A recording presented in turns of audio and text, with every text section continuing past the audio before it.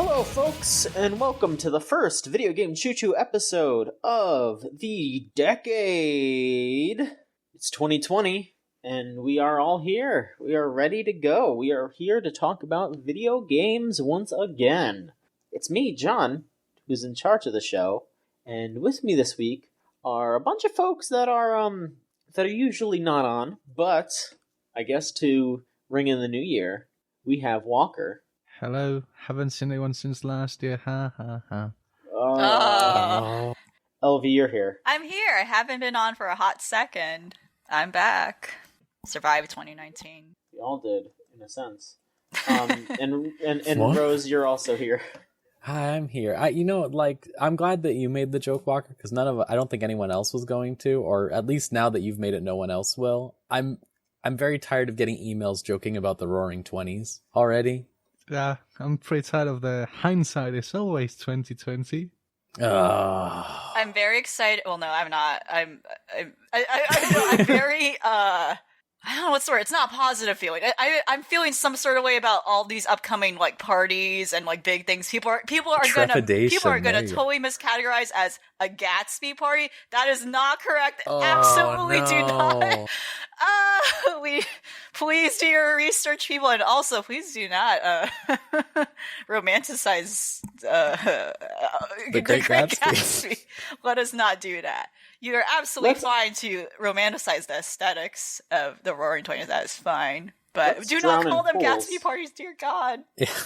Yeah. The real Great Gatsby party is playing fighting games, because then you'll drown in pools. Mm-hmm. There you go. Yeah. Spoilers for a book that came out like decades ago. Yeah. Wait a minute. He got the ring in the fucking volcano? What? Did it? Holy shit. But I absolutely would like, let's call this the Neo 20s. I've been like saying that, I think that's swankin', like I kind of dig that. It's swankin', yes. What's yeah. If people are coming to the Roaring 20 things, we got to bring back like old slang too, like got to pull up that list. Yeah, like flapper. Oh geez. Yeah. Already exhausted here. Like imagine people using flapper in a normalized way in this day and age. What would be the 2020 rendition of a flapper? What would that be? Would that just be like trip pants? Oh geez, maybe. I don't know. Something. We've been in kind of this mixed matched fashion era anyway, so. I mean, the year just started and we have a whole decade to figure it out, so, let's not rush. All right, so, folks, I guess my question is, do you all want to do the big stuff that I want to get involved with first, or do you want to talk about the, games that y'all have been playing? Why don't you get rid of the big stuff? I think it makes sense to start off with that. Okay. Yeah. All right. So, I guess, to start off this episode, we are going to look back and then look forward, since all of our Game of the Year content is up on the site now. So if you want to check that out, you can look at all of the wonderful awards that we've given out. I would say maybe if you're going to listen to this, so that way we can just talk freely. If you don't know what won yet, go on the site, videogamechoochoo.com, pause right now, go look at everything. We have a bunch of videos up on YouTube. We have plenty of reading to do. You can read all of our top 10 lists. Go do that first, and then come back, because we're just going to talk a little openly about Game of the Year. So, I guess I'll just throw it out there. How do y'all feel we did this year? Are you? I hope y'all are proud, because I'm very proud of what we all made. Like, the videos are super snappy and fun. The visuals were incredible. Thank you, LV. All the writing was sensational. Like, I just loved reading everything, and editing everything was real easy, but real, nourishing to see everyone's opinions. So, how did y'all feel Game of the Year went? Good. I don't know. Let me think. Mostly good. Yeah. Only because no one liked Emmett Selk except me. So that's why I have to say mostly good. Well, I'm sorry. No, I think our arguments get better every year. I think they're less hostile. Absolutely. And very, very chill. I think us not having an overall top 10 was the best thing that could have ever happened to this site. Yeah, I think it's hard to say because I don't have a reference for what it was like prior. You know, this is like Walker and I, for instance, like our first time, I guess, doing it with all of you. So it felt nice. It was like, oh, it was cool. I felt like we had very nice conversations about it in terms of leading up to what like ended up being like our top picks. And again, they weren't really reflective of like a site-wide thing. It was nice that we have like a very diverse selection that ended up being highlighted. So that's you know, it was just nice seeing like we have a very, I think, nice array of opinions here about like what, you know, what's emblematic of like last year's stuff. That I think also is like a good reflection on video game Choo Choo as a whole too. You know, it very much is us, you know, like I think like it's good that there isn't like some sort of singular identity to define what video game Choo Choo is, and like it's like nice that it's more of like, oh yeah, here's a group thing. And here's all the different things about it, right? Yeah. Walker, how did you feel about Game of the Year? Well, I was thinking, like what Elvis said, if we highlighted the runner-ups more, people might get an idea of just how long these lists are. Because, like, for some categories, we went over 8, 13 games. Didn't we have some that were like 20 items? Oh, absolutely. Went over every single one. It was really interesting, like, just these long discussions, narrowing it down. Another thing that I like, but I was also a bit self-conscious by this, I went back and looked at the Game of the Year lists from last year. So I made the video for my day more or less to that style, and then fucking Scott and Solon just blew me out of the water with, like, just really flashy videos that I didn't want to make because I thought, like, let's just keep it like last year. But no, they made some like really great stuff. I'm sure everything you do was fantastic. And I mean, at the end of the day, everything turned out perfectly great. I thought that this was an incredible showcase of the video team's talent.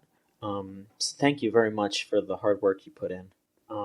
Yeah, I'm just incredibly happy. It was just it was so nice just being able to edit everything, put it all together, like seeing everything come together. Just that was probably the easiest Game of the Year we've ever had, and it'll only get easier, I feel like, you know? Like, I think it'll, like, everyone will keep understanding how things go, and the process will just be easier and easier, and that's what I like to see. Are there any things that maybe you thought I don't know if regrets are the right word, because I don't want to make it sound negative, but is there anything that you maybe, would like to see different? Are there any like winners that you feel especially skimped out on? I know Rose just mentioned Emmett Selk, but was there anything else that y'all really, really wish won something? It's fine. I don't actually care about Emmett Selk. I just think I'm just trying to come up with something, you know? It's fine. Gotta get some sort of frustration. For me personally, maybe I think like there was like one award that I maybe I won't say, but that I was very much like oh yeah, this is really good. And then it was like I was the only one who played the game, and I had played it for like 20 minutes or something, and it won the award. And I was just like, and I had to like write up all this stuff about it, even though I played the game for like 20 minutes. So in the future, maybe I should consider what I put on the list. Yeah. Your power. Yeah. Anything else from y'all that you felt maybe a little slighted? Anything you want to talk about? If I wanted to get greedy, we had Control as a runner-up for basically every single award. So just give it all to Control. Like. Yeah, that was that was especially funny because I did not notice that until I was drafting up day one, and I just noticed, oh my god, Control got runner-up on every single award this day. Like, holy shit. And then every day. Yeah, I think the only one that it wasn't nominated for was Best Music, right?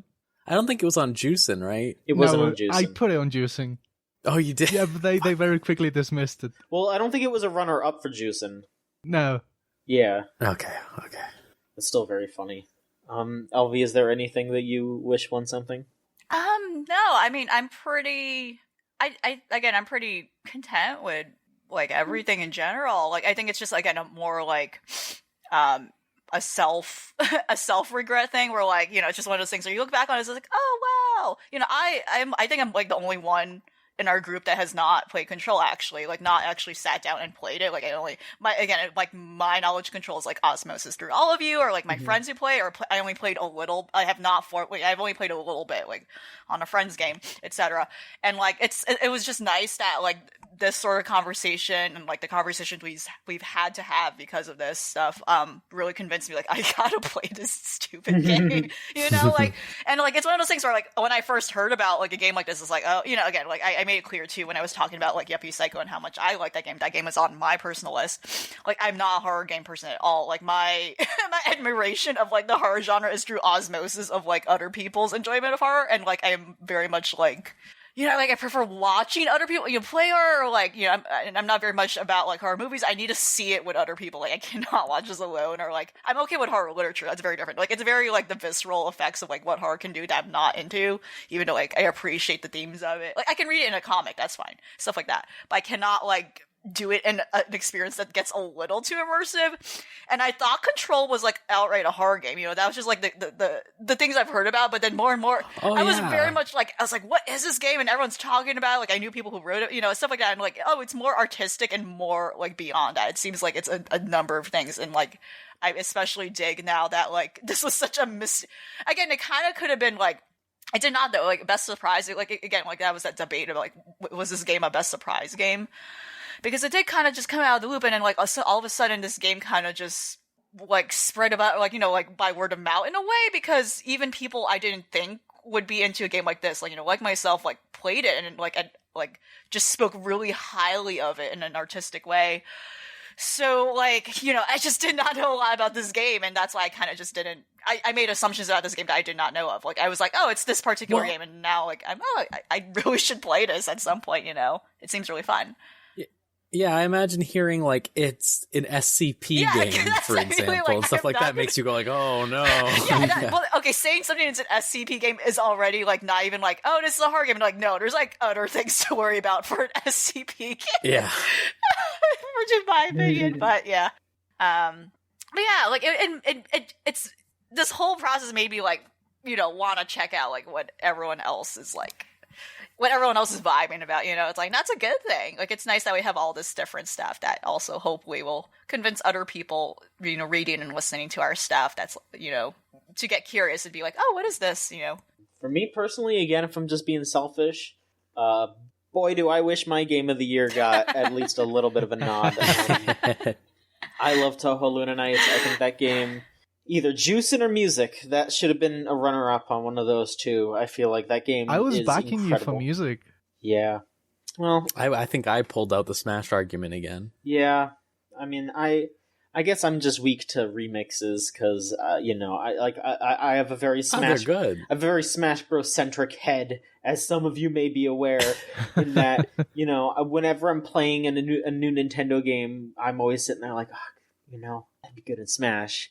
And it's like, that's kind of stupid. That's kind of a dumb way to absorb things, but I don't know. Maybe I'll just listen to Touhou Music and I'll be like, oh, they should put that in Touhou Luna Nights too.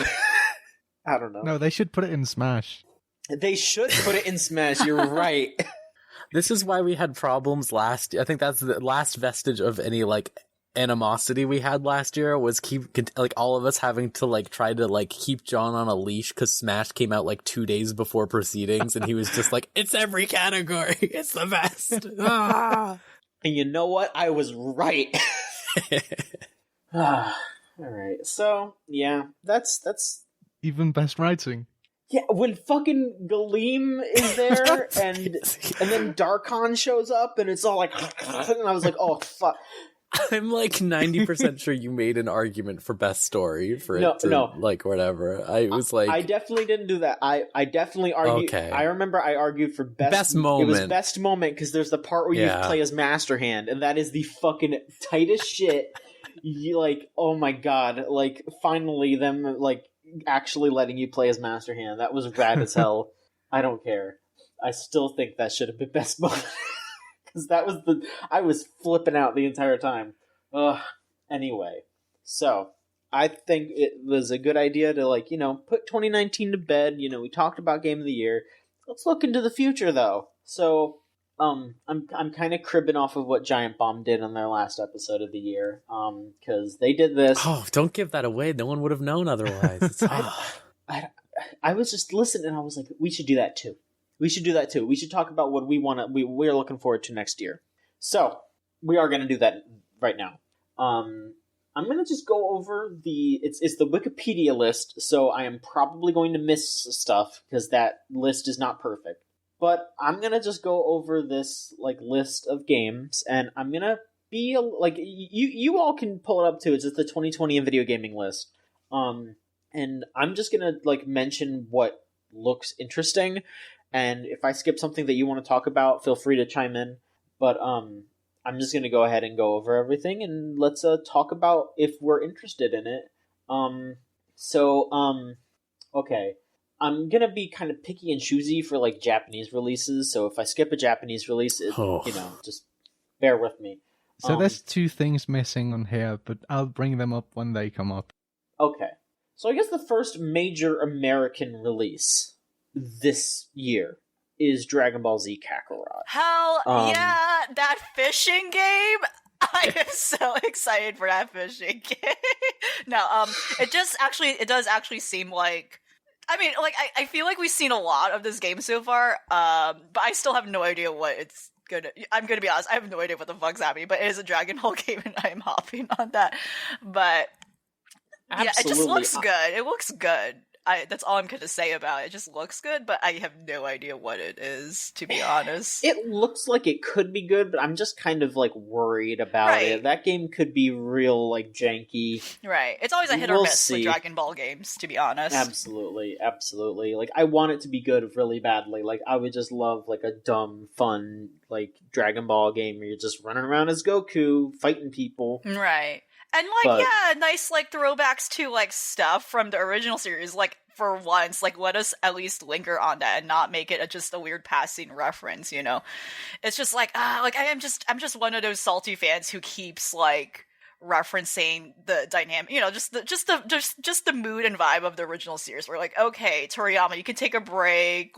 You can go back and being a weird sex freak old man he still is. Oh yeah, you're playing Dragon Quest right now, He has not stopped. Dragon Quest, I'll get into that later. But he has not stopped. The absolute madman. But that is what his forte was. That is what the roots of this series was. It was just a weird light action comedy and not this very serious action franchise it has become. Mm-hmm. And this game looks like it at least revisits some of that stuff. Not in a huge way, but at least goes back and again, it's like time traveling's now this just weird, just main just thing now in Dragon Ball. It's just a thing now. It's just time travel, whatever. Mm-hmm. And I guess this is what this game is gonna do, where it's gonna revisit a lot of stuff, and I don't know how it's gonna differentiate itself from the Trunks time, the time, the Xeno, the time traveling. I don't know what. Yeah, I'm just gonna repeat myself. I don't know what this game is, but it just looks nice, and there's stuff about it. I mean, it's made by the people who made the Naruto games, which are legit good. I will say this. I'm going to sim by this. They're really good. Yeah, I've heard that too. Yeah. And this developer has made some stinkers. I'm not going to say it's CyberConnect. Yeah. And they've made the JoJo games, which are We don't have to talk about All-Star Battle, but All-Star, they did not make All-Star Battle, did. John. They did make All-Star Battle, did? yeah. Oh, okay. I was going to say their forte is not normal games. It's when they do this pseudo open world adventure stuff. I think they do a good job because I did legit have a lot of fun with the Naruto ones. Okay. So there's that. I'm cautiously optimistic. That is one of those games where I'm going to wait for reviews. Yeah, that's right. I do agree with that. I'm just going to say I'm going to buy it when it's cheap, but I'm going to buy it because I grew up in one of those houses where Goku is a name probably more spoken than Jesus. Yeah. So every 4 years I'm going to buy the Dragon Ball game when it's cheap because it's Dragon Ball. And I'm going to play it. I'm going to be this isn't a very good game, but I like it because it's Dragon Ball. I hope you didn't do that with the Dragon Ball Evolution game for the PSP. No, I skipped that one. Okay, good choice. I don't think I played that one either. I've not. It's like a visual novel. I guess we could mention real quick, like I said, I'm being picky and choosy with the Japanese releases, but Yakuza 7 is coming out January 16th in Japan. I don't know if we have a release date over here yet. Like, they said that it is coming out over here. Is this the turn-based one? This is the one where they're making yes. An RPG? It looks good as hell. That looks funny. That looks fun. I am majorly looking forward to this. Like, Yakuza needed a kick in the pants, and I think this is the perfect way to do it. Let's see here. The Tokyo Mirage Sessions port is also coming out same day as Kakarot. Nice. I'm interested in that. You know, like, I have Tokyo Mirage Sessions on the Wii U, but also I don't want to hook up my fucking Wii U, so... Did you ever play it? Oh, yeah, I did. And I liked it, but I just want to play it on the Switch. Oh, you animal.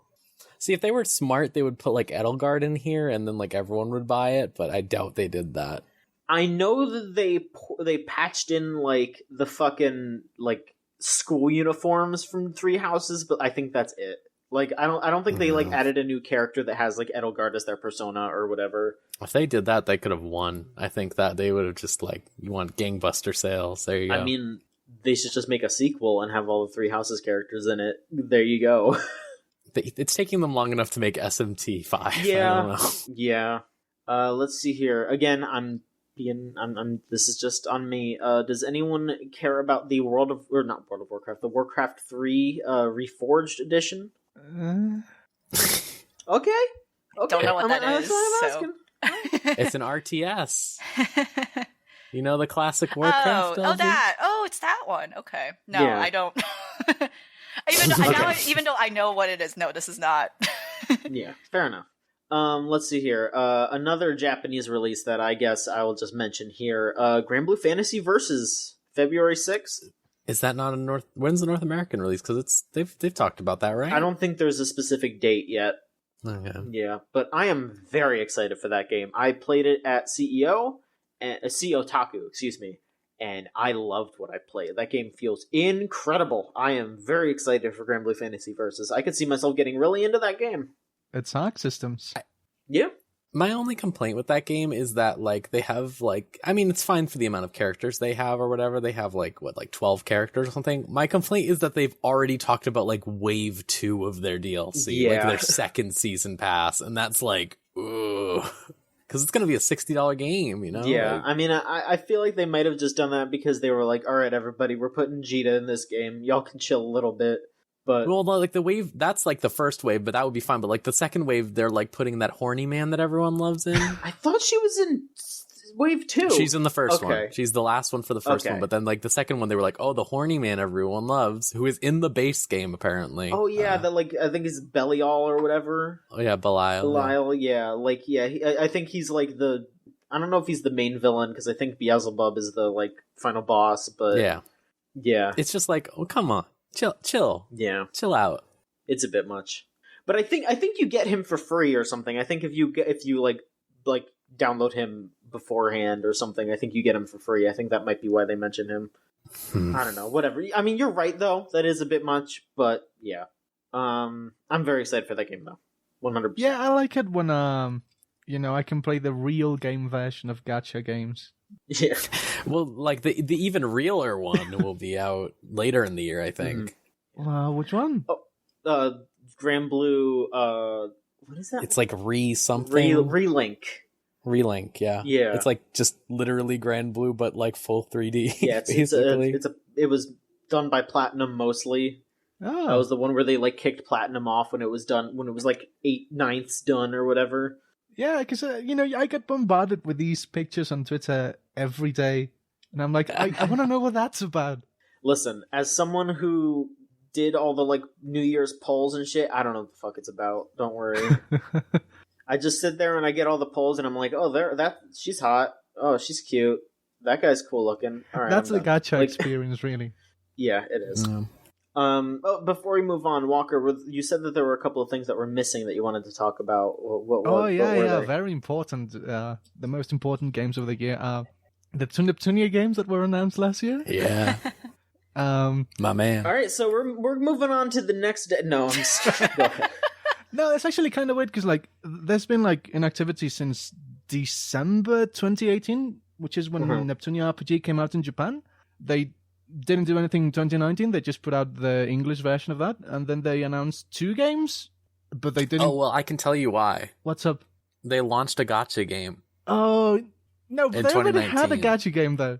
No, they made a new one. Oh my god. And they put Neptune is in there, and she has a scythe, and she has like a weird hoodie and stuff like that. Oh, with like Soul I've Eater. been seeing pictures of that, yeah. Yeah. They had another gacha game. That's what they were Vita. doing. Yeah, there you go. Rancid. There's 2 like games, and all we have as titles is there's Vivitunia, because fuck you, we're gonna name our names stupid things. And then there's Neptunia E Ninja. But none of them have release dates or genres or anything. Well, no. The VVV one is about virtual YouTubers. That's about all we know. And I think it's like a mainline, right? It's supposed to be like the next one. I don't know. Quote unquote. Who fucking knows? I don't know. This is a game series that the 3rd entry is called V, and then the 4th entry is called V2. No. The 3rd entry is called Victory. Then it just became V2. I'm sorry, Victory. And then in the second one's just V2, right? It's just Mega Dimension. They use Roman numerals for, which is a nightmare. And it's the 10th anniversary. Like, they're not doing anything particularly special, it seems. Yeah. Yet. What would you want them to do for the 10th anniversary of Neptunia? That's my question. Give me Neptunia fighting game? Oh, yeah. All right. Yeah, there's lots of characters you can do with that. Who are you going to main, Walker? Who's your main in Neptunia fighting game? I have to go with Neptune because she's the protagonist. Wow. I was going to go with Falcom. I don't think they get to the secondary ones. You don't think they would get to that, No, really? I think they just do like the main 4 and then like Plutia and like the sisters and Compa and IF, and that's it. Because it's a Compa hard game. They're going to be cheap. But what about, they got to put in Marvelous AQL. Yeah. Has this game ever... have they made, like, an RNG party game with these characters yet? That's, like, the next step, if they haven't. Oh, like Mario Party? Like a board game. Yeah, oh, yeah, you know what? What are they doing? That's what I want. Orange juice. Yeah, like orange. Yeah, like that. That's such a... Where is that? That developer is so... They're not even know yet they made a party game for their own characters. That's cute. Neptunia needs to do that. That would be kind of cute, yeah. Yeah. They need to do every genre. Yeah, exactly. It's true. They've done a lot already. I'll say. They're kind of doing that from what it sounds like. That Idol game is one of the worst games I've ever played, but it needs to get to the point where like you could play any conceivable game just with a Neptunia skin and like never leave that ecosystem. I played that. Sounds great. I played that Idol game. I think I might have like written a review for it, and I was probably way nicer to it than I should have because that was. It's one of the worst things I've ever. That played. was one of those points where I was just kind of like, "Oh, it's so nice! I'm getting to play games and write for them for a website. I feel so nice." And now I'm just like, oh, fucking bitter, and I'm just like, fucking whatever. That's bullshit. a very controversial game in the Neptunia community, John. Is it now? I legitimately want to hear more. Oh, it's because of a very stupid reason. It's because your main character can. Oh yeah, you're a guy. Yeah, girls. Okay. It's not as bad as Hyper Devotion Noir, where that is like some of the worst stuff I've ever seen. You play that one, Walker? I got like 2 hours in, then I stopped. It's grim. It's like you have to play as some dude or whatever, and it's just all of the characters being like, "Wow, you're so smart and hot." Oh, I've seen and the sexy. cutscenes. Yes. Ugh. All right. Let's see here. Dreams is out on Valentine's Day. Oh, it's fun. That might be interesting. Hey, babe, want to make a Dreams level? Bring your date into the virtual world. Yeah. That is also the same day that Street Fighter V Champion Edition's coming out. So, you can play Dreams with your date, but if you're single, you can lab new Seth and just be horny that way, I guess. No, you can beat your date in Street Fighter. Yeah. Classic. Yeah. That's how you get another one. Oh, damn. Because they got to beat you now. You're a rival to them. That is also the day that the Sonic the Hedgehog movie's coming out. Baby Sonic. Oh. Baby fucking Sonic. Oh, God. It doesn't look that bad anymore. It still looks way better than what we initially saw. That's an achievement. But I don't know why. Why do we need a Baby Sonic? Why do we need this at all? Yeah, I don't. Like, is this going to appear in the movie? I hope we not. had Sonic Forces. Like, that's all we've needed for Sonic. Like, they capped it off, I think, that's pretty where they peaked, I think, and that's unfortunately what happened. the new Sonic games are so dialogue heavy. They're their own movies. Yeah. Yeah, rightfully so, because I want to see Sonic the fucking Hedgehog talk to me about fucking anything. If they made a game where Sonic the Hedgehog has to describe to me, like, you know how Death Stranding, it's very much like Kojima found a Wikipedia article about something that he thought was really cool? I want that, but it's Sonic, or like Charmy the Bee. Hey, like, just fucking me. Hey, check this Wikipedia page out. This is all about the Emu War. Did you know that a bunch of people fought a bunch of emus? That's crazy. Yeah, like, that would be great. Yeah. And Knuckles is like, Sonic, that's ridiculous. And he's like... That can't be right. It is. Oh, you have to educate the chows. That's the game. Fuck. There you go. We're figuring it out. You're gonna end up breeding, like, devil chows. Because of that. Yeah. You're just turn out evil. They're all evil because they're just sick and tired of hearing this shit. It's just like, Just you taught the radicalize chows them in about a fucked up global way. warming, and they're very upset. Right. That's why they're evil. They just, like, got radicalized. That's literally what happened. Like, it's fucked up. That sounds good as hell. This is a great Jesus game. Christ. Another fighting game, the Under Night update, Under Night In-Birth, EXE Late Clear. I always think it's God. latte for some reason. It I does don't look know like why. latte. It looks like it should be said that way. I think it's kind of dumb that they're charging as much as they are for one new character. Like, I know that they're, like, rebalancing everything, but one new character is a bit of Yeah. an That's ask. Japanese fighting games. It sure is. Buy BlazBlue Continuum Shift for full price for 5 new characters, please. And you have to pay us for 2 of them. Oof. Yeah, I mean, BB Tag basically does that, right? Yeah. BB Tag is a lot more reasonable. They have, like... That's like $30 still, isn't it? something like that, but it's a bunch of characters, and, like, they did some work to them. I mean, you know, like, it's kind of porting them, but, like, I feel like it's better than this, you know? Like, they're rebalancing all those characters and adding more stages and more characters and, like, new dialogue to all the old characters. Like, they're doing a lot of work on that. Yeah, but you have to be reminded that Ruby exists. Hey, you're right. And there's also on the 25th, there's the Mega Man Zero/ZX Legacy Collection. Finally, Cool. some acknowledgement of the ZX series. I'm very excited for that. That's going to be a good collection. They're good. And I hope it sells well, so they make a Mega Man Legends collection. Those games need to be available in a normal way. I was going to say that's only 2 games, but it's 3 games, right? It's 3, yeah, they gotta have Trombone on there. And I mean, my dark fantasy is that they include the, like, Legends 3 demo that was about to be released before it got canceled. So, I was gonna say, like, probably Capcom doesn't want to remind people that they killed that thing. I mean, I don't know, nowadays, they might want to, like, actually say, like, we might do it, like, at this point. Like, I wouldn't be shocked if they did. I really wouldn't be shocked if they didn't, because they're like bringing every Mega Man thing back. Like, I know that it's a bit of a bummer that, like, the Mega Man X thing is like a mobile game, and they're also, like, it sounds like they're doing a mobile game for Battle Network as well. But I think these things are, like, leading up to new games. Like, the Mega Man Legacy Collection led up to Mega Man 11, and I would not be shocked if they don't make an X9, or, you know, if these things keep getting more and more popular. Like, if they don't get what are the names, the people that made the ZX games? Fuck, I don't remember. Yeah, but just that team, I could see them making another Zero, and then, like, yeah, I could see them making new Mega Man games in general. Like, Capcom's on such a roll. Oh, Inti Creates. Inti Creates, that's Yeah. right.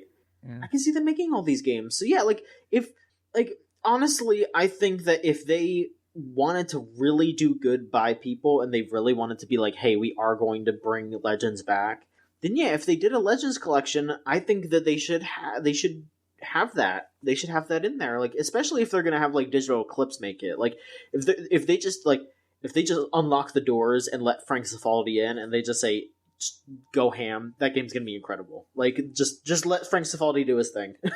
That's what I want. Let's see here. March 3rd, Final Fantasy VII Remake. Hey, John, you skipped over the most important release of the year, the One Punch Man game. The Final Fantasy VII Remake. Oh, I'm going to go feral for that one. I saw the leaks. You see these leaks? Not really. I mean, also because, like, Did you hear that Aerith dies? I mean, I know that one. Oh, fuck. Oh, no. We don't know that for sure anymore. So I'm going to say two things. If you don't want to hear leaks about FF7 for some reason, I don't know. I'm sorry. Maybe chill out a little. But here, I'm going to... Okay, so one, they got Cloud in a dress. People found that. They got it. It looks great. A+ stuff. Second, I don't know how I feel about their adjustments to the story because they're ultimately whitewashing, to an extent, Avalanche's role as eco-terrorists. Oh, I knew that. They're making it so that they're like purely good, and that Shinra's framing them for all the bad stuff that happens as a result of their actions, even if they had good intentions. And I think that's so I'm a little worried about that part of the game, because I thought that would be very refreshing, like FF7 is an insane game for crazy people. And they really go out of there like all the time. Like you go buy Korean barbecue and stuff, like it's great. And I worry. Mm-hmm. I have no history with this game, so I am optimistic based purely on gameplay. That gameplay looks real good. Oh yeah, sure. That's it. Ori and the Will of the Wisps. Is anyone looking forward to that? Sure.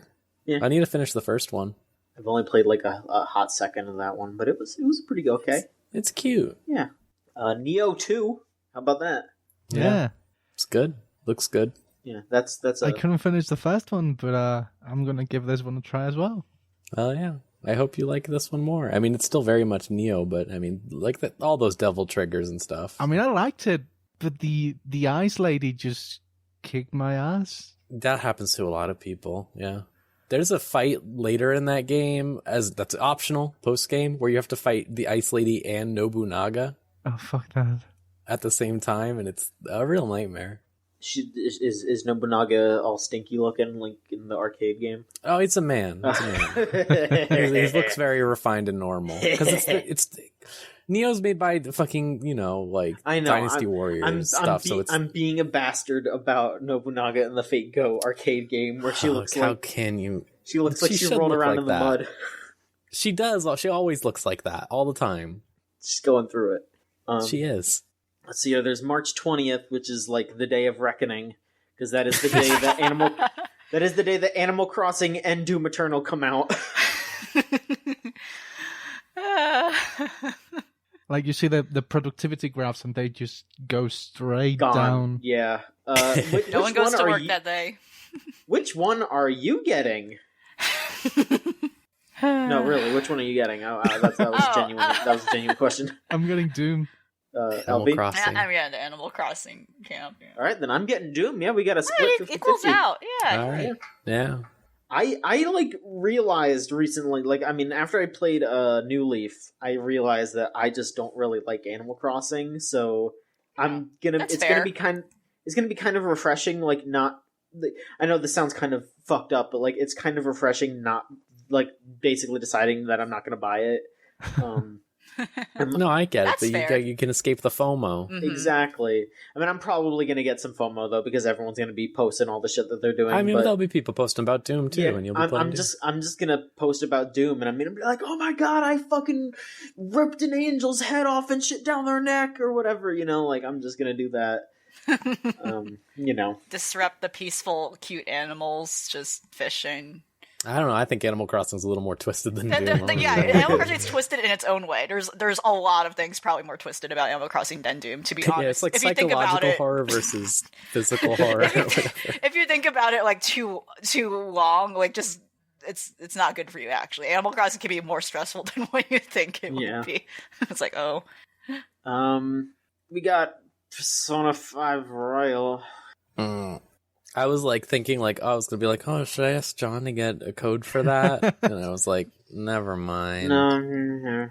I played Persona 5 and I liked it. I don't want to sully I don't want to not like it anymore. Yeah. Like, my memories of that it was really good. It had its problems, but it was really good. And I feel like if I play Royal, it's gonna just be like, this is bad. This is worse. Like, they're just gonna fuck it up. And Half-Life Alyx is coming out in March at some point. Does anyone hear of VR? No. Okay. I think Scott's the only person on the website who has VR. Yeah, I mean, I don't know. Maybe he's looking forward to it. But he's not here, so we can't say. All right, yeah, we're almost done with the stuff that's like listed that has a date.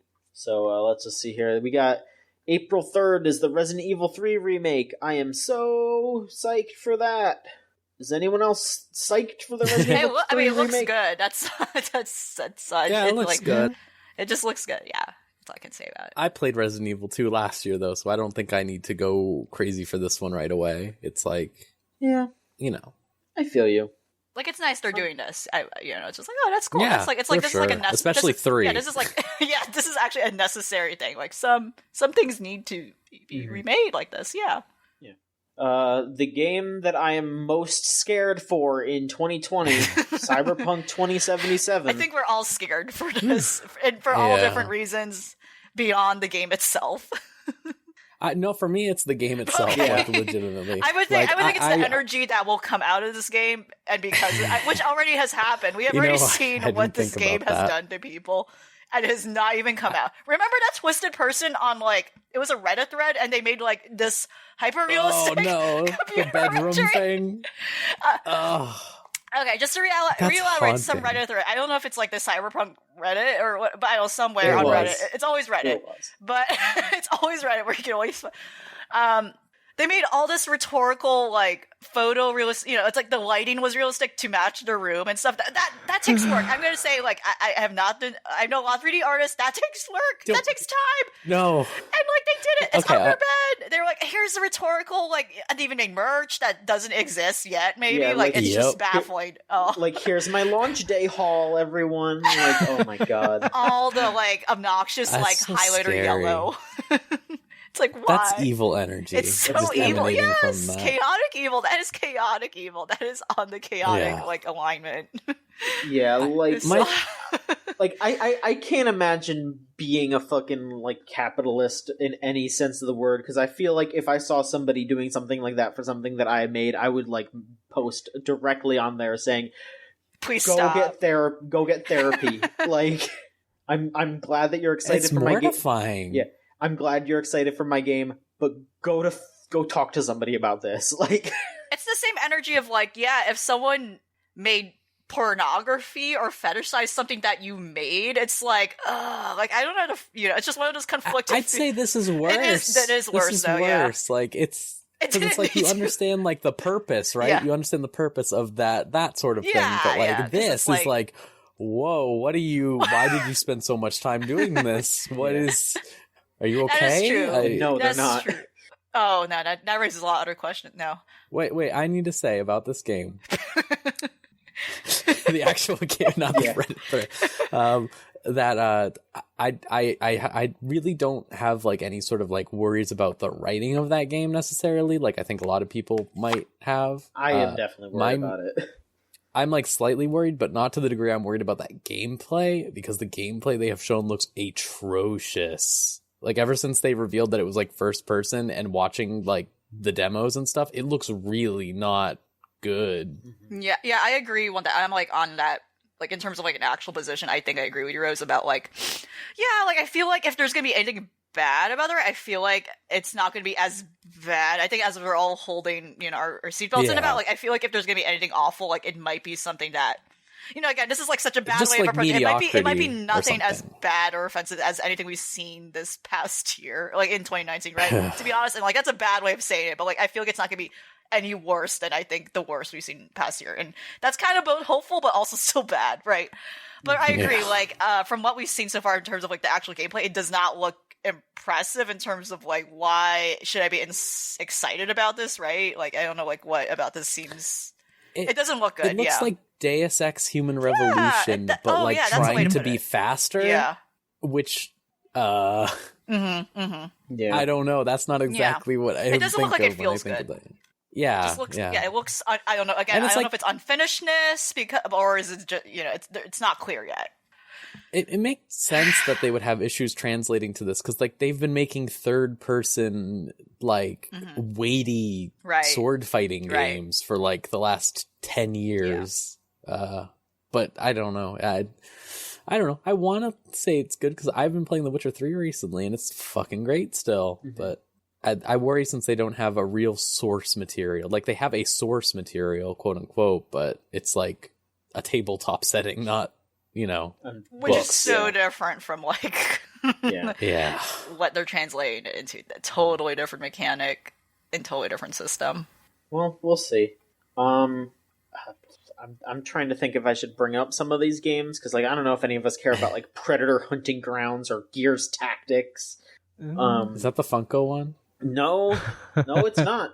Does the Funko one still exist? Yes, it does. I did that come out? I'm gonna scroll down and I'm gonna see if Funko. You would hear about it if it came out. I think it might have come out because it's not on this list. I mean, I don't know. These lists always miss stuff, but I don't fucking know. Yeah, Neptunia isn't here. How can you miss Neptunia? All right. May 9th is Fast and Furious Crossroads. We got a brand new PS2 game coming out. Is that the one they showed at the end of the Game Awards? Yeah. Is that the one? Yeah. Oh my god. And it looks like a PS2 game, like John said. Yeah, no, it's not actually a PS2 game, but it fucking looks like one. Oh, jeez. Well, what a way to start off summer, right? Mm-hmm. Yeah, I mean, you got to start off summer with the Fast and the Furious. That's how it always goes. Yeah. And then there's you got to have a Corona. The Square Enix Avengers game, right? That's. Oof. I've not heard a single peep out of that for a while. I don't know what's even going on with that. No, not peep. It's because all of the press that people gave out was bad. Because it did look bad. I think I wrote that piece for us. I was like, this looks awful. Oh, yeah, you did, yeah. These weird... It does. They had an event back in November, I think, that people went to, and I only heard bad things about it. Like, people talking about, like it's cool to see, but, like, it's this weird thing where it's all, like, trying to be like the Marvel Cinematic Universe, but none of the actors or like personalities, and like Taskmaster in that is so it doesn't look good. They're doing a really weird thing where it is again, like you put it perfectly, like they're trying to do something emulating the cinematic universe that's been established, but then none of these characters look like those actors, like, so it's bizarre. It looks like it plays so, like, weird, like, like, every time I watch gameplay of it, I'm just like, why the fuck is it like this? It looks unfinished. Like, it looks... And it's supposed to have, like, loot and, like, games as a service stuff when it, like, looks like it plays like an on-rails PS2 game. Like, I really, It makes me feel, like, really bummed out, because when, like, there was all this talk of there being more Marvel games, like, after the PS4 Spider-Man, I was like, you know what? Yeah, like, I'm down for that, because, you know, like, I mean, obviously I know we as a society are very sick and tired of the superhero stuff. I'm finally sick and tired of the superhero stuff, but, like, Marvel Spider-Man was really, really good, and, like, I'm looking forward to the sequel to that, but after that, they started announcing more stuff, and they were like, oh, hey, here's this, like, dumb VR Iron Man game, and here's this shitty-looking Avengers game. Like, I'm just like, could someone who, like, really liked Hulk Ultimate Destruction make a Hulk game so we can do that? Like, I want that. I want a fucking Iron Man game where you're just flying around in third person. I want a Doctor Strange game where you're doing all kinds of crazy shit in the multiverse, but, like, I just want normal third-person games with all these characters. I don't want any weird shit. Did you just call Doctor Strange Dr. Stone, or did I imagine that? I said Doctor Strange, 100%. Okay. You are. Fuck. Oh, no. You have a cursed brain right now, Rose. I don't know which one I would think is worse, personally. I don't know. I'm sorry I like Doctor Strange. No, it's fine. No, there's nothing wrong with it. I was just, like, thinking inside, you know, like, By the hoary hosts of Hoggoth, I've been frozen for 5,000 years! Are you looking forward to, like, when they make the One Punch Man equivalent for the Dr. Stone game or whatever? What would that even be? It would not, it can't be a fighting game. It can't be an RPG. Oh, it might be an RPG. Well, you know, it can work as an RPG, kind of. We do live in a wild frontier where they announced that fake cooking game, so, you know, maybe there's hope. It could actually be good. I'm going to be honest. It has a premise where it can be like a chemistry kind of like cooking thing. Oh, you know what? They're just making a Atelier game. Huh? They're just making a Atelier game. Oh, yeah. But with shitty characters. Yeah. Speaking of which, on Atelier, like, I think the developer of Atelier is making the Fairy Tale RPG that also comes out. Oh, they are? Gustus? Yeah, I think so. Maybe. I believe, unless I got that information mixed up. But okay. Not played any of the Fairy Tale apparently has had video game adaptations already. I was not aware of that. But there definitely has been. Yeah, but Probably that's Japan apparently only, right? Yeah, No, likely. I think some of them might have come out over here, but I think this is like because I think it like recently ended, so I think this is supposed to be like the big last hurrah like video game adaptation. Well, no, they have a sequel because of course shonen writers don't know when to stop. Whatever. I think that's why it's trying to resurge. I think interest in the series. Yeah. Oh, Boruto. Okay. May 29th, The Last of Us Part 2. Woo! Tiny woo. I'm tentatively excited for Tiny it. woo.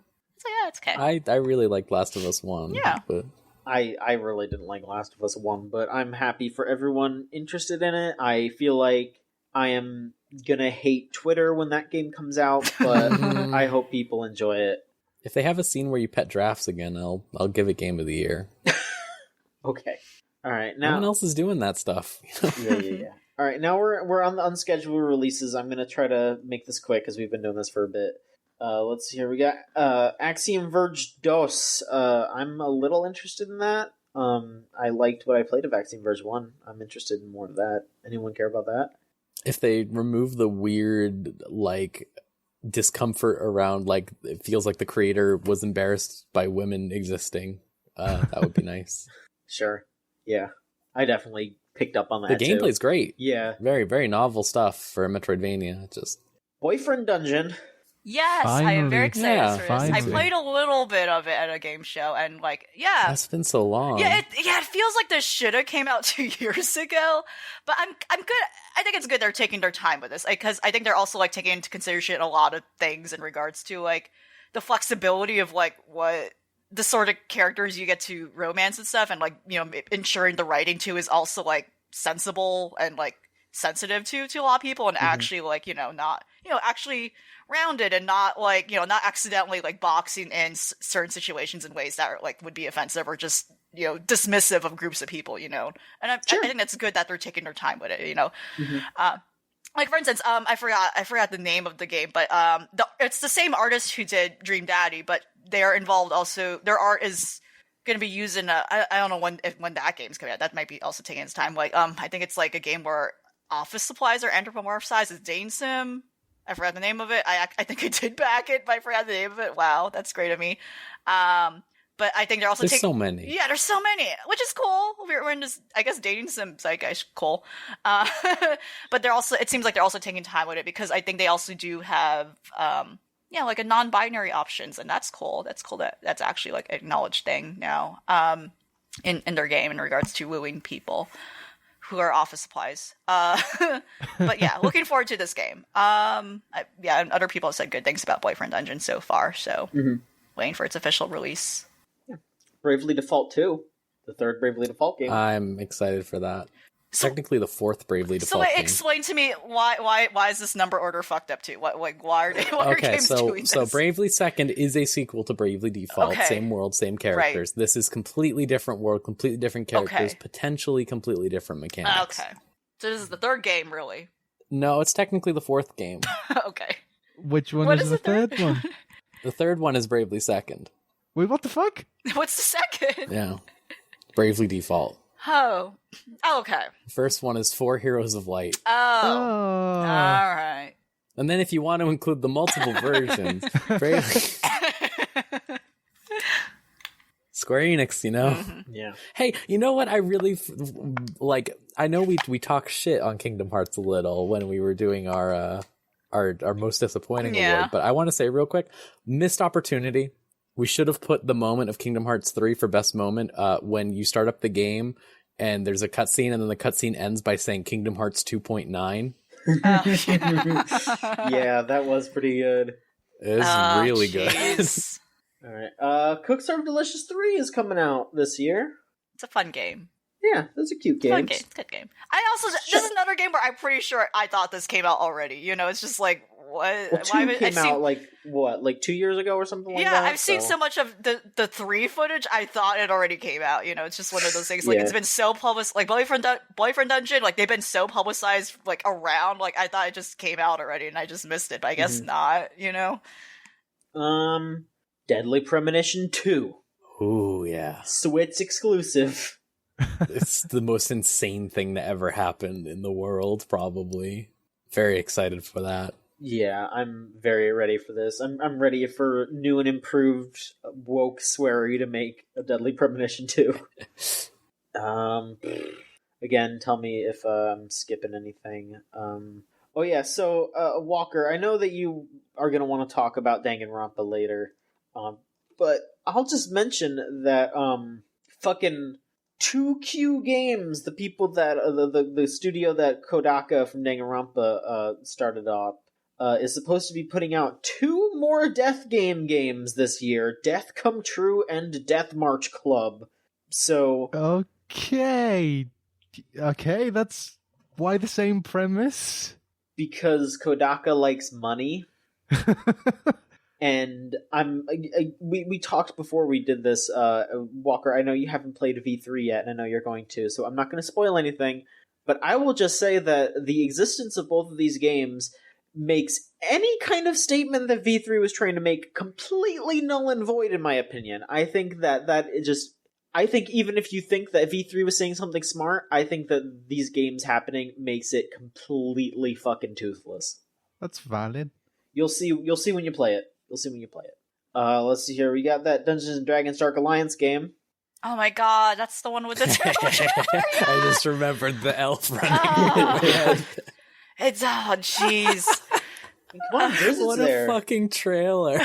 That's all I don't. Man, is this Left 4 Dead style? I have no fucking idea. Wait, there's no clue what this game actually will be. No clue. It says it's going to be an action RPG. I don't know. Yeah, I don't. Yeah. Oh man. Yeah, but the story, from my understanding, I looked more into it, and the story is going to be adapting like some of the novels, so that's kind of cool. Like, cool to see that adapted, like the canonical novels of like the Forgotten Realm stuff, and that's kind of cool. Yeah. But yeah, it just I don't know what the fuck that was. Like, it's hilarious. It was galaxy funny. Brain stuff. It was funny and hurt so much at the same time. It's one of those experiences. Yeah. It was nice we shared that together, so at least. Anyone care about Dying Light 2? I mean, I'm gonna play it, but it's not exactly interesting, is it? Sure. Yeah. Okay. What about Dead Island 2? Whatever happened to that? Oh my God. Remember they brought Jack Black out? Yeah. No? Yeah. Well, Freedom Planet 2. yeah. Yes. It's not as good as Sonic or anything, but Ghost of Tsushima. Yeah, I'm a big fan of the Infamous series, so like, really want to see what Sucker Punch does next. I was really sour on it when they first announced it, but after seeing that second trailer, I'm a little more optimistic. I'm a little more like, all right, this could be cool. Especially since like they talked about like Sony studio, like the what's it called? What's their development team called that helps with all the other games all the time, like Bloodborne and stuff? or whatever. Yeah, like knowing actually Japanese developers are working on it, I'm totally like way more like okay. Yeah. I still gotta ask every single time, why is Sucker Punch making the Samurai game and not the Spider-Man game?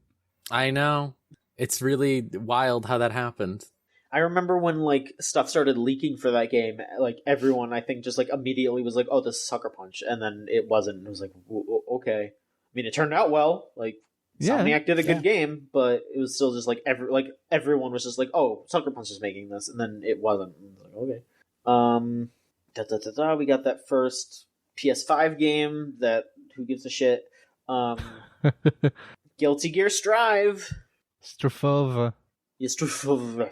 I am very excited for that one too. I might be a little more excited for Grand Blue, but Strive looks real nice. We got Halo Infinite. Yeah, maybe. Yeah. I think I need to see more. Halo 4 like broke my soul like with what they do, and then hearing like all the stuff or like watching Halo 5 was like, oh, like hot take. I know people like their Call of Duties. I hate loadout stuff and multiplayer settings, like especially when it's like level based and stuff like that. And I hate prestiging. Ugh. Yeah, I don't get it either. It doesn't make sense to, so it's just like the idea that like someone can just be like at an advantage of you just because because they've played more, which should already give them an advantage. Yeah, exactly. It shouldn't just be like a numbers advantage. I don't like that sort of thing. And Halo just got worse and worse with that MOBA mode and stuff like that. Like, I don't know. Maybe. Again, if I'm skipping over anything you want to talk about, let me know. Okay. I'm just gonna get right to it. No More Heroes 3. Yes. I hope it'll be good. Okay. I was excited. That new trailer, oh my god. Yes! I'm so excited. Oh, you have no idea. Oh my god, seeing that new trailer and then watching it again afterwards by myself, I was just they know what they're doing. They know exactly what they're doing. I'm so excited. I'm really excited, but I don't know if they can get the gameplay right. But the writing is there, and it's been there since Travis Strikes Again, so at least half of it is going to be good. I'm ready. I'm excited for the Legend of Heroes, the new one. Okay. I'm going to finally play all those games this year. Sure. I've only played one of them and I really liked it, but the new one seems pretty good. It's I don't know if you know the thing about those games, but it's that they're the JRPGs with the most writing of all time. The specifically Trails of Cold Steel, or all of them. Yeah. All of them. Every NPC's dialogue changes every 10 minutes or something. Oh my god. That's another thing. I feel like I would have liked from the beginning, but I'm going to get into that too as well. Yeah. They're probably not going to work as backwards as Dragon Quest, but actually from a certain point and then work back. But it's they're a lot more easier to get into than Dragon Quest, I think, because you don't have to start in the 80s. You start in 2000 something. Yeah. Also, the character designs I keep seeing of that game is really cool. It's oh wow, that girl is cute, or oh, that girl is so powerful. Okay, it's just oh wow, she just a lot of cool looking characters.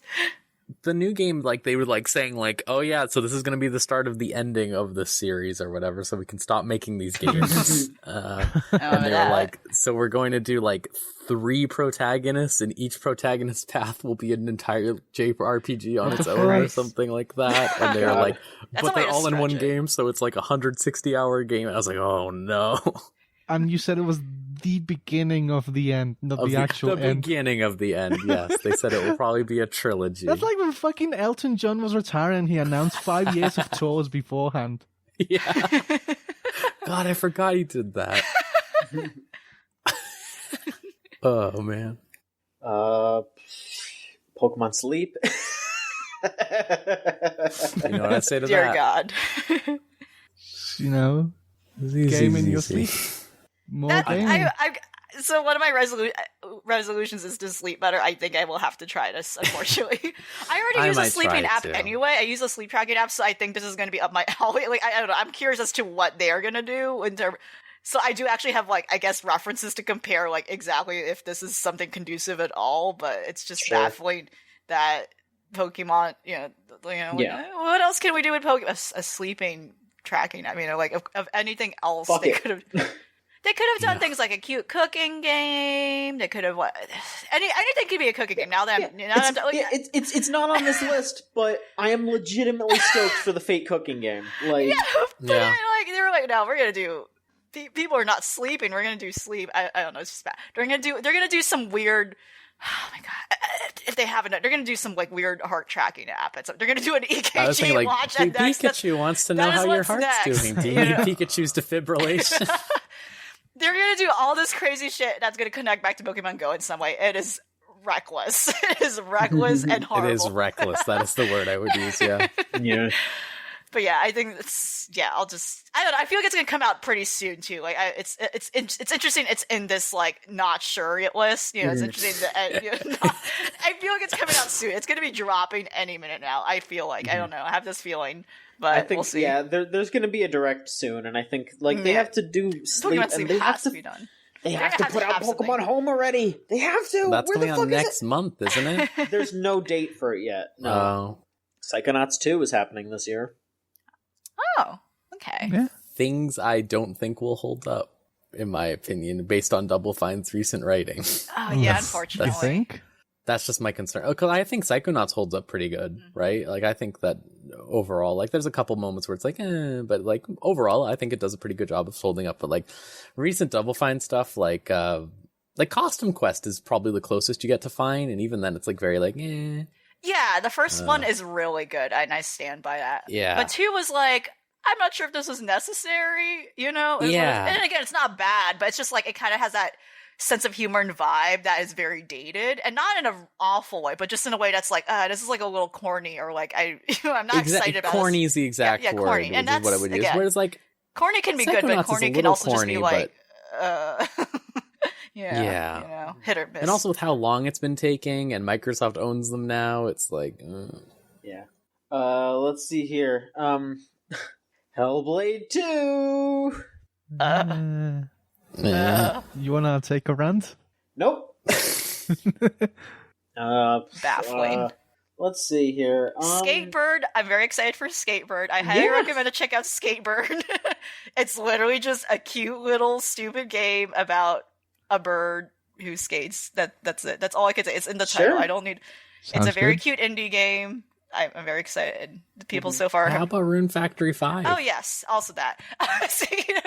Yeah, there hasn't been a Rune Factory game in years because the original developer bankrupt a bit ago. Yeah, and then now they kind of tried to. Marvelous Interactive tried to like just grab whoever survived, I guess, from that, and so I don't know. I'm very scared about this. Like, I don't know if this is going to actually be. I feel like since like there has been games since I don't know what's the word. The series hasn't died, but like something like Stardew coming out like after such like a long gap between the last time I've been honestly impressed by like a Harvest Moon game. Stardew just blew out of the water what Harvest Moon was, and like I think it did a lot of things that unfortunately Harvest Moon never addressed, and like kind of just always were really weak in. You know, most importantly, you know, the biggest thing being just the flexibility of controls and how much you can maneuver around. Like Harvest Moon is very stiff in that regard, and like the last game I played felt, that alone, like. So I don't know, like, you know, and like I think I don't know when the Harvest Moon Friends of Mineral Town remake is coming out. I don't know if it's this year or if it's still the upcoming year because there's been stuff with that talking about. But it just, you know, Rune Factory and Harvest Moon. I don't know. Like I don't know if like will this be finally something that can impress me. And I have not heard a lick at all of Rune Factory 5. Like the last trailer I've seen of Rune Factory 5 literally was just like a trailer of the concept art. There was nothing at all like showing the game or if there's a game at all being made. So I'm not. Yeah. It's kind of worrying, you know, but we'll see. I thought the like Wii remake of the first Rune Factory was very good, and it's a shame that like I don't know. I think that needs to be ported to the Switch. It was really good because it actually it literally remade the whole game into like a 3D like isometric thing, and I thought that was like a nice like it had the flexibility that I think Stardew ended up doing later on. Like, and I think they were getting somewhere in that direction. I really hope like if Rune Factory 5 is coming out at all, it's gonna lean towards that versus like the stiffness that I feel like the games have been just still trudging along and haven't really changed their method. And so, but I'm just saying I don't know if this game is happening. So good luck.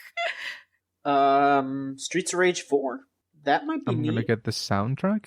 Yeah, at least the soundtrack will be good. Sure. System Shock. That's happening.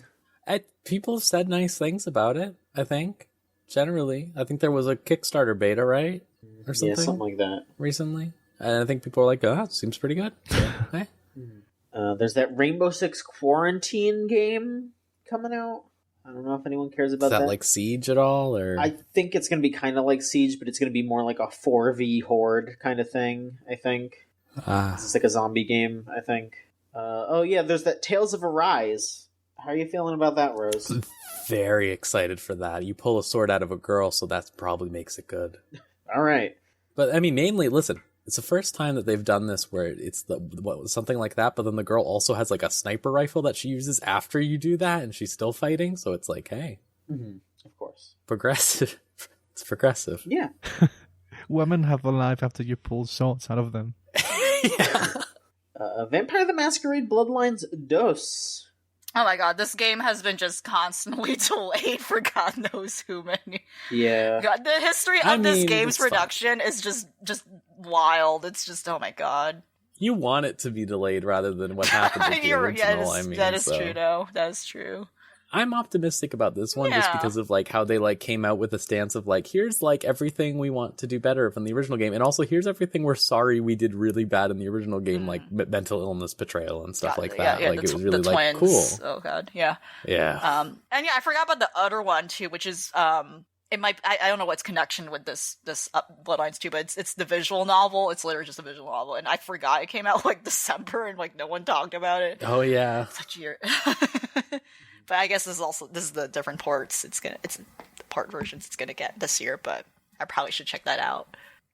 We got Watch Dogs Legion. This was another thing that was pushed back too, I think. I think so. All of Ubisoft's games for 2020 were. This is kind of awkward coming out now, but okay. I guess we have to do it. They gotta own up to it. Really go in on the Brexit thing. I mean, it's been awkward the whole time. It was awkward the whole time. Now it's even more awkward. Well. What? You don't think that maybe doing a thing about a current political event and making jokes about it might have been a bad idea? Like for a game that's in development for like 5 years? But they got like an old lady who's like violent. That's funny. Okay, right, shit. And you play her for a bit, right? If they're gonna make this thing, I want a headline to get in there, which is shortages of food and medicine, just a bump in the road, says Prime Minister. Which is just such a perfect encapsulation of the situation. God. Yeah. They're making Windjammers 2. That's happening. You know, Windjammers is good. Yeah. You know what? At the very least, even if this is bad, we still got Windjammers 1. We still have the original. That's true. It's fine. And I guess the last thing I'll mention is the Xenoblade Chronicles Definitive version, which I'm pretty stoked about, because that game needs some spit and polish, and this looks like that's exactly what it is. Yeah. It does. Do you know what isn't in the Xenosaga collection?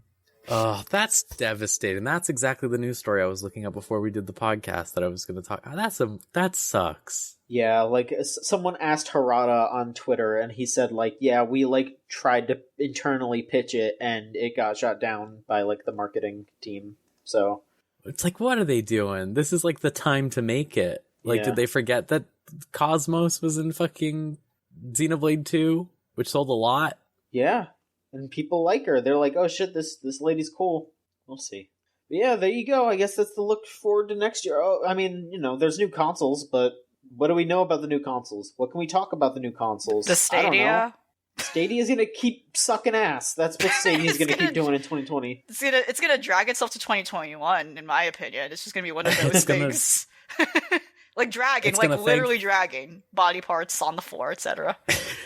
It's going to thankfully lock away a bunch of really bad AAA games that I don't want to play or hear about behind its paywall, and I will be grateful for that. I want to know what ends up being the shorthand for the new Xbox. According to Wikipedia, it is XSX.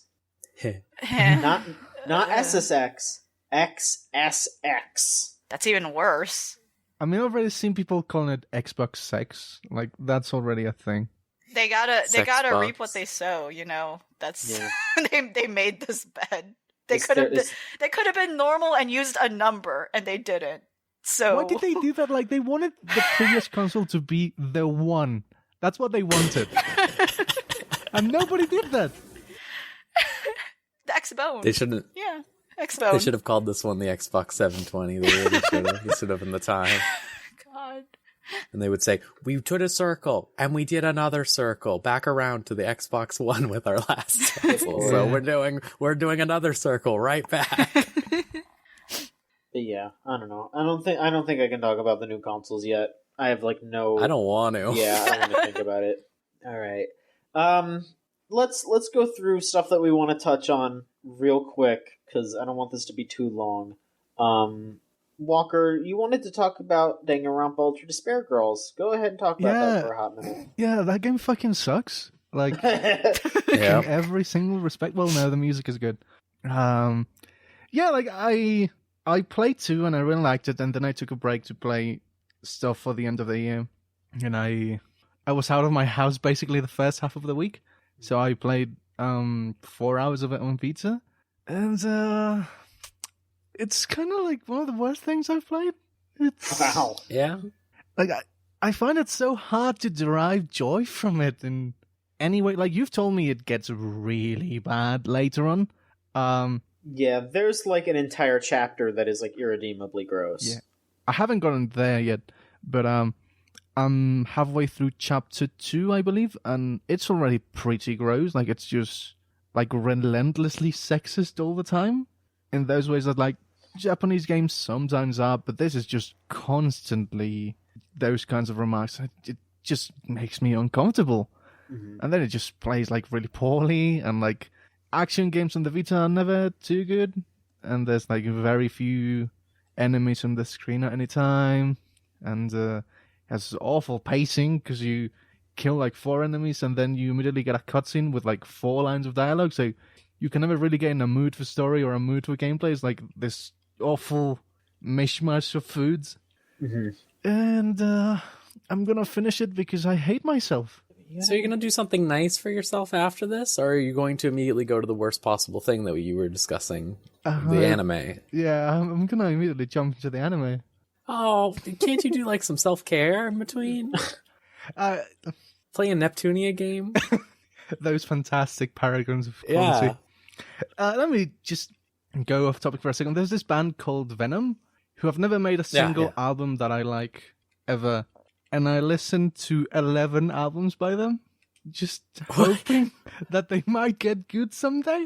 Like, you got to like 2 and you were like, oh no, I'll keep trying. And then you got to 6 and you were still like, maybe. Yeah. Well, I just have to know, you're very strong. I'm going to say that. You're a real strong person. So yeah, that game is not good, but Danganronpa 2 is still really good. Good enough to keep me going, at least. Keep going, Walker. Do your best. LV, let's check in with you. What's going on with you?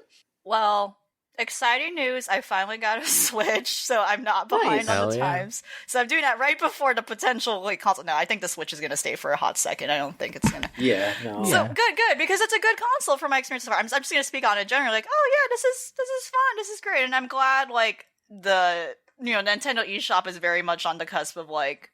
Well, not on the cusp, but like it's outright like, yeah, we're gonna have all this indie games and like give room for those developers to publish here, etc. So it's both cool, but also it's just jarring to see on like a Nintendo like official shop with all this horny stuff like basically on the main. Oh yeah. I was like looking. I was just like I was just trying out demos of things. I wasn't committing to buying anything yet. I know some stuff I really want to buy already, like some of the Zelda games, for instance, but like.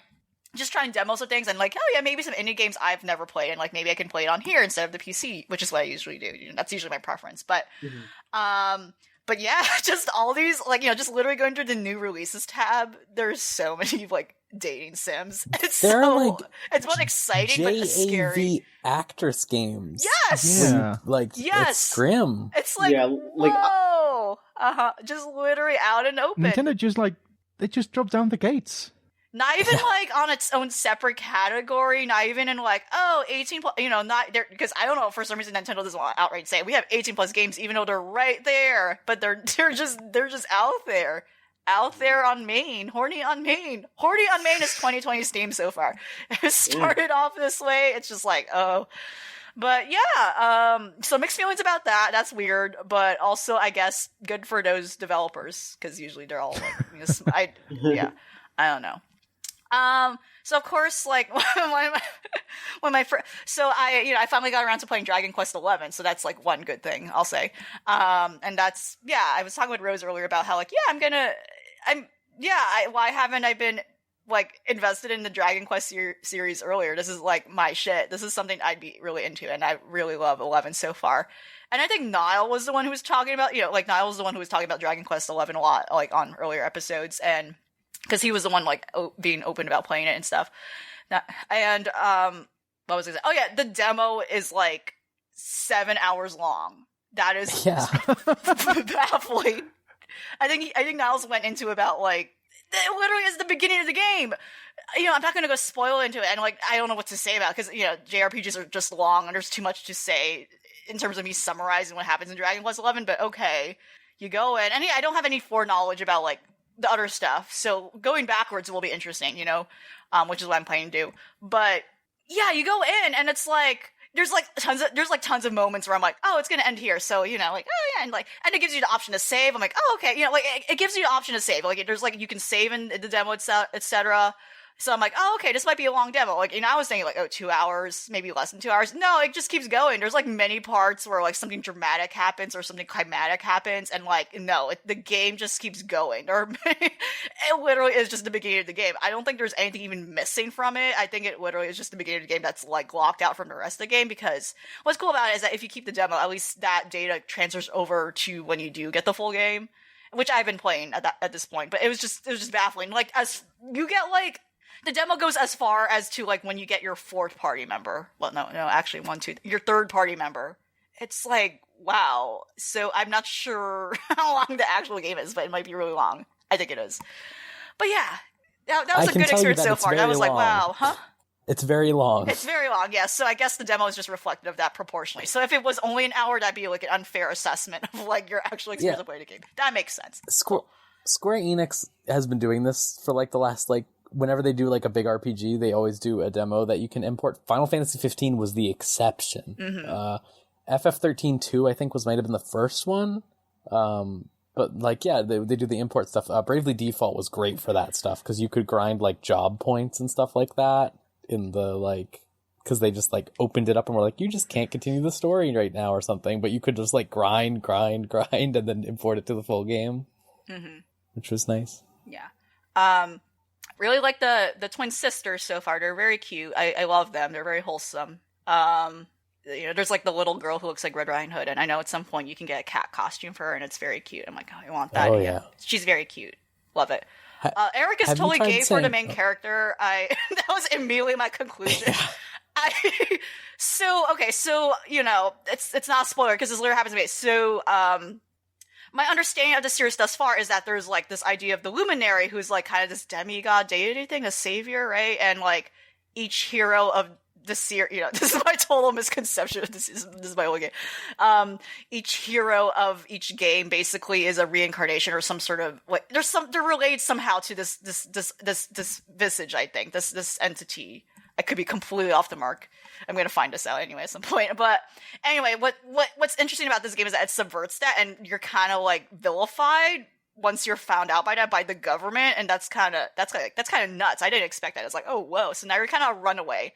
So you end up in jail. You end up, like, in this castle dungeon, and, like, you meet this, like, thief type dude, this roguish type dude. And, like, he's just like, so nice to you. Well, you just, like, what? Okay, so anyway, he's like, oh, why are you, like, jailed? Like, oh shit, you're the Luminary. You got jailed because you're, like, the reincarnation Luminary, etc. Like, basically, like, there's this mischaracterization of you that you're, like, the harbinger of the apocalypse. Meanwhile, like, you meet these two sisters later on who are like, no, that's the opposite. We believe a different thing. Like, we believe you're gonna be the savior of the world. And that's kind of like the summary of, like, like, there's, like, these two conflicts in regards to, like, what your purpose and, like, is in this world, and, like, what your powers can do. Like, will it bring the apocalypse, or actually is this necessary to save the world and stuff? And where, and essentially, yeah, you meet this first guy. The first party member of me is this guy who's also in jail with you. He breaks you out, and he's just, like, so, like, nice to you and intimate to you. One of the towns you eventually go into has, like, a sauna, and you just go to the sauna with him, and it's like, we're just on a date. Like, it's just, Eric is nice. I thought, like, Eric at first seems like he's a bastard, but he's just really nice to you, like, pretty, which is weird for, like, as, like, someone who came off as this criminal. I don't know, like, I like all the characters so far. Well, I don't like the one of the other women you, like, because she's one of the horny characters. It's just like, oh, I don't know. What, Jade? She's okay. No, she's fine though. But she's You haven't seen her yet, right? Not yet. I'm not okay. Have her she's officially not recruited yet. So I have already the met game her, but does her dirty more yet. than she. Okay. Like, her character is completely fine, and then the game does some Toriyama shit, let me tell you. Yeah, you can tell his filthy I'm little worried paws. about her. I have met her already, but she's not in my party yet officially. But yeah, it's just like, but yeah, It's been a good ride so far. It's genuinely funny at sometimes. I feel weird about so I'm playing the game with like English voice acting and I'm playing in the 3D mode. It's just like I don't know, some of the voice actors don't know what to do with their accents and it's really funny. Yeah. I don't know what Eric is. Eric is he's trying to sound Australian. I don't know what's going on there. It's Australian, Scottish. There's so many things going on. Like a lot of these people are trying to sound British, I think, or like Welsh. I don't know what's going on. It's great. There's so many conflicting accents about what type of like Western European they're trying to be. But anyway, it's been good. It's been good. My Switch experience has been very limited so far, but I'm enjoying it. If I haven't even played that much, I think this is going to be a nice console for me to keep me entertained. Have you said no to anyone in that game yet? Oh no. I've been. You should. Being reckless. You should. Okay. I recommend it. Okay. It's incredible. I've been worried about it like actually being like a permanent decision. Nope. Okay. Nothing will go wrong if you say no. Just know that it's extremely funny. I think I have said no to some small things, but I don't think I've said no to anything that sounded like. It's so good. Like, yeah, I'll try to find a clip for you later, but yeah. I did play a bad game though. I played Dauntless. Oh yeah. I'm not going to go that into it because I have a review that might be published by the time this. But I will say, Dauntless is, as I was scrolling through the Nintendo eShop because it's like, oh, this is a free game. Let me try this, and you just need an Epic Games account. It's one of those games. It's like basically it's an online game. Just to quickly sum her up, it's Epic Games' response to Monster Hunter. And let me tell you, whoa. And I mean that in a negative way. And I don't mean to like shit on it too much, but again, this is my own experience of the game as the Switch version, and it's not good. It's not good. But from what I'm hearing, other versions of this game are fine, but the Switch version of this game is not great. It's bad. I'll just say that. I can tell you it's not good on the PS4 either. Okay. but I probably will have a review of this published by the time this podcast will be. I don't know. Maybe. Who knows? Or around. But just my summation of this game is that it's interesting. This is interesting that I have not, and that's true. I don't think I've seen any other game try to emulate exactly what Monster Hunter does. I wouldn't say Monster Hunter is a unique game, but I would not say that there's other games that where there are a whole series that uses this like system of like, oh yeah, you're like hunting and like in a very successful way. So this is like an interesting response. God Eater. That's the only one. Yeah. But yeah, Dauntless is not a game I will not return to. So that was my one bad experience. That's how I felt about it. So. Yeah. So stay tuned for that. But yeah, my Switch experience starting off the year right. Yeah. That's good. A lot of games I want to play now and will play. Rose, is there anything you want to talk about? Yeah, sure. I'll talk about two things real quick, which is one, I am back playing Destiny now because I can play it on my PC now. Uh-oh. Which is where human beings play games, I guess. That's how I felt recently, increasingly over the years. It's like, everyone just plays on PC, and I'm over here on the PlayStation. And it's like, I'm all alone. Yeah. My girlfriend's like a big Destiny raider or whatever, so I'm going to do all that stuff. It's Destiny 2 has changed a lot since the last time I played it. Mm-hmm. I would say in good and bad ways. Bad because I think that they've stopped value. So the problem with Destiny 2 at launch was that there was like nothing to do, right? It was just like you finish it and it's supposed to be like you keep doing it, but there's like nothing that's really fun to do. And they fixed that over time. But then like all of the newer stuff that they've done take way too much time. Like even longer than stuff in a like Final Fantasy 14 long-term stuff. It takes longer than that. Which is especially when they make like seasonal events a real grind and stuff like that. It's very like right now, like to get the seasonal event stuff, you have to like bake a ton of cookies and like to bake one cookie. And I think you need to make like 50 total. To bake one cookie takes like an hour of gameplay. Fuck. It's like insane. I don't know what they're doing. That's not how cookies work. No, it's not. You have to collect like parts from monsters and then you use them to make cookies, and it's like, okay. I'll burn the cookie. Yeah, you will. The cookie's on fire. It's shriveled up already. It's just like it feels like they do too much grinding stuff. And like the main thing that this has been my criticism from going back is that they used to be like this challenges system. where it was just like every day you log in and there's new challenges in your quest log and you do them or whatever. It's randomized every day and you do them and you get rewarded, right? But they went back to the Destiny 1 style of thing where you have to go and pick up these bounties that do the exact same thing. And it's like you have to pick up the bounties from every individual NPC, which takes like 5 minutes every time you start up the game. Whereas like Destiny 1, you just went up to this bounty board and you picked all of them up and then you could leave or whatever. But this means you have to go through the incredibly long loading screens that Destiny has to log into the main lobby of the game. Then you have to run around and pick up all of these bounties from the thing. Then you have to go for the loading screen to wherever else you're going. Like, it's bad. It's just a waste of time. But it's like, Destiny is really fun to play, so it's like when you're playing it, it's great. That's why it makes those parts like so bad, right? Because you just want to get to playing it. Yeah, I've been excited playing that. I also finished Crosscode. I don't know what else I can say about that other than it's pretty good. I don't know if you'd like it, John. I've been going back and forth on this, whether you would like it or not. Because how so? How do you feel about puzzle games? I could take them or leave them. Okay. Because, like, Crosscode is very Zelda-like. Yeah, I don't really like Zelda. I know, and you don't like Zelda. But like, the combat's really fun, and I think the writing's really fun. And it's enjoyable to, like, explore. But, like, all of the puzzles are, like, real cerebral Zelda shit. Like, I had to look up guides sometimes. I was just like, oh, geez. I can put up with it if I like it enough, you know? Like, if I just have to look up a guide to figure out a puzzle, well, that's fine. But it's a lot of like timing stuff too, so it's like, you know. Like, I like some puzzle games. I like Panel to Pawn a shit ton. I like Tetris. I like Dr. Mario. I like puzzle games, but you know, I guess that's kind of a separate conversation though. Well, I'll just say it's a good game. Right. Yeah. I was worried that it just has the right amount of effort put in that, you know, a lot of indie developers do, where they have a lot of like dedication to their source material, and even the stuff that they went out of their way to reference, like the big weapon in that game was like, oh, you make a Gurren Lagann weapon or whatever. Yeah, you might be a little biased. I'm a little biased with that, but I want to say like the effort that they put into that to like not just have it be like, oh, you get Kamina glasses or something, or, you know, like some NPC just saying stuff. Like, they put in a lot of effort that showed, like, yeah, they like a Gurren Lagann, you know? Not just like, oh, I like Gurren Lagann, you know?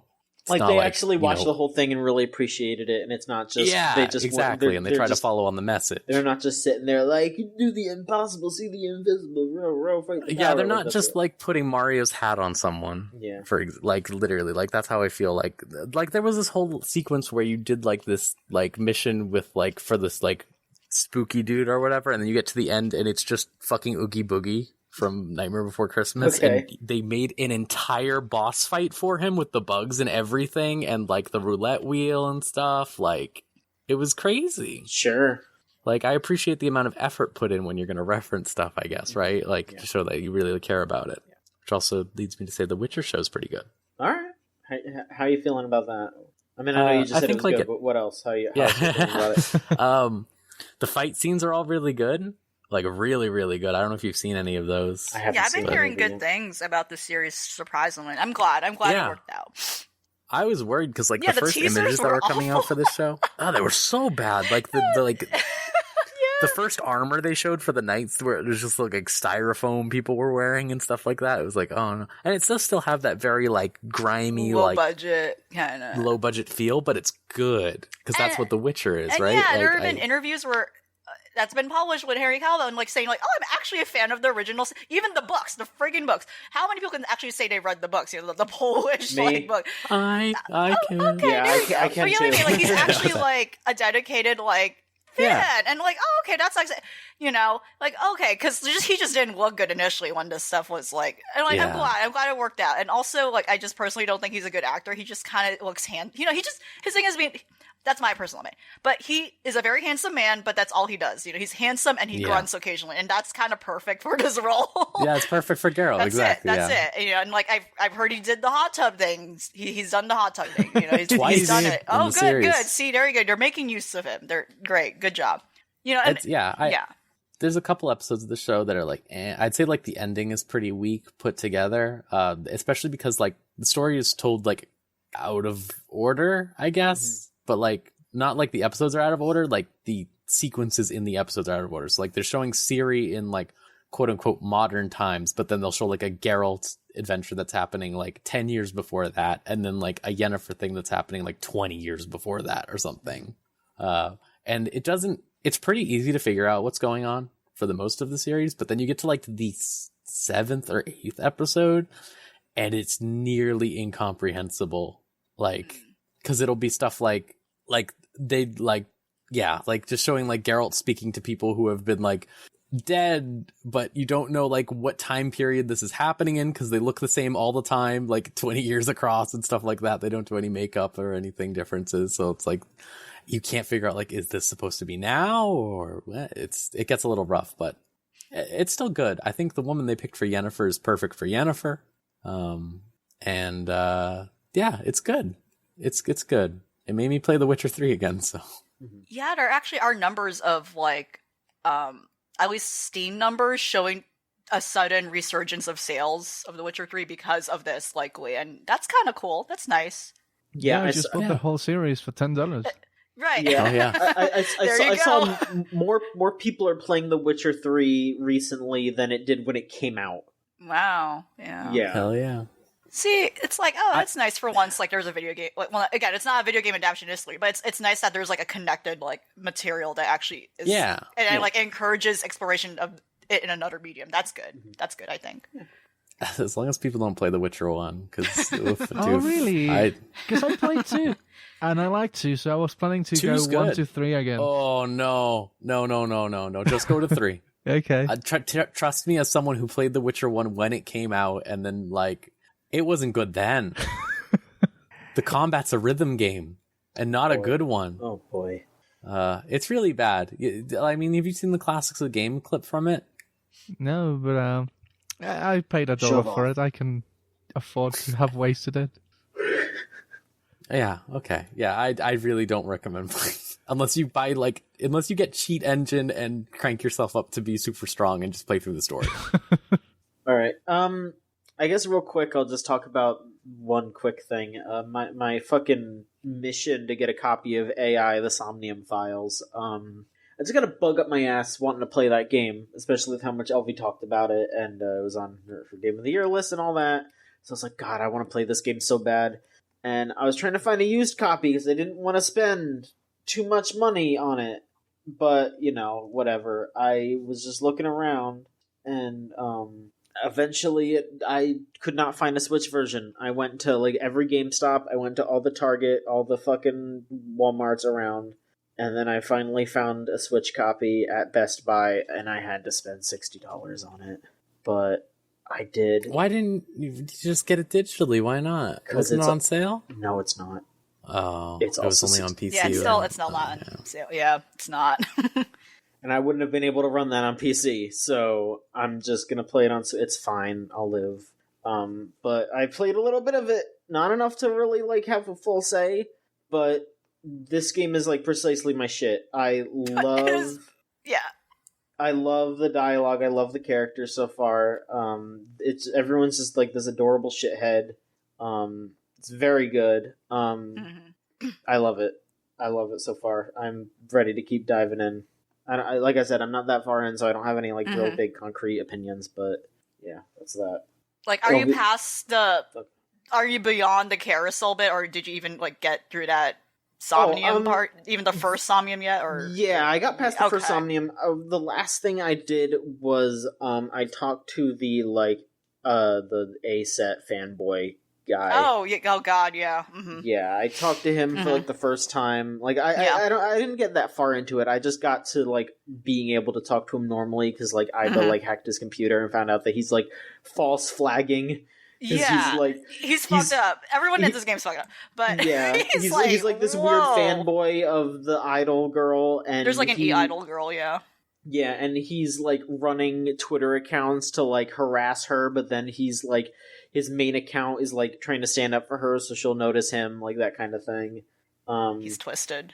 Yeah, it's real wild. But so far it's very interesting, and I'm down to keep going, and I just want to see more. I'm gonna play more like right after this. All right, LV, do you want to talk about this thing real quick, or should we move on to questions? Do you want we can move on. Okay. We don't have to talk about it. Okay, all right, let's move on to questions. We got the first questions of the decade, folks. You all ready? I'm scared. Yeah. I hope they're good. Should be. All right. Start the year off right. I vote that you let the Glee guy get a new one just for the next No! New year, new Glee! Now it's gonna happen because you said it.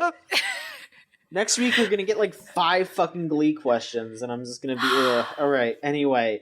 If you want to send in questions not about Glee to Video Game Choo Choo, it's videogamechoochoo.tumblr.com/ask.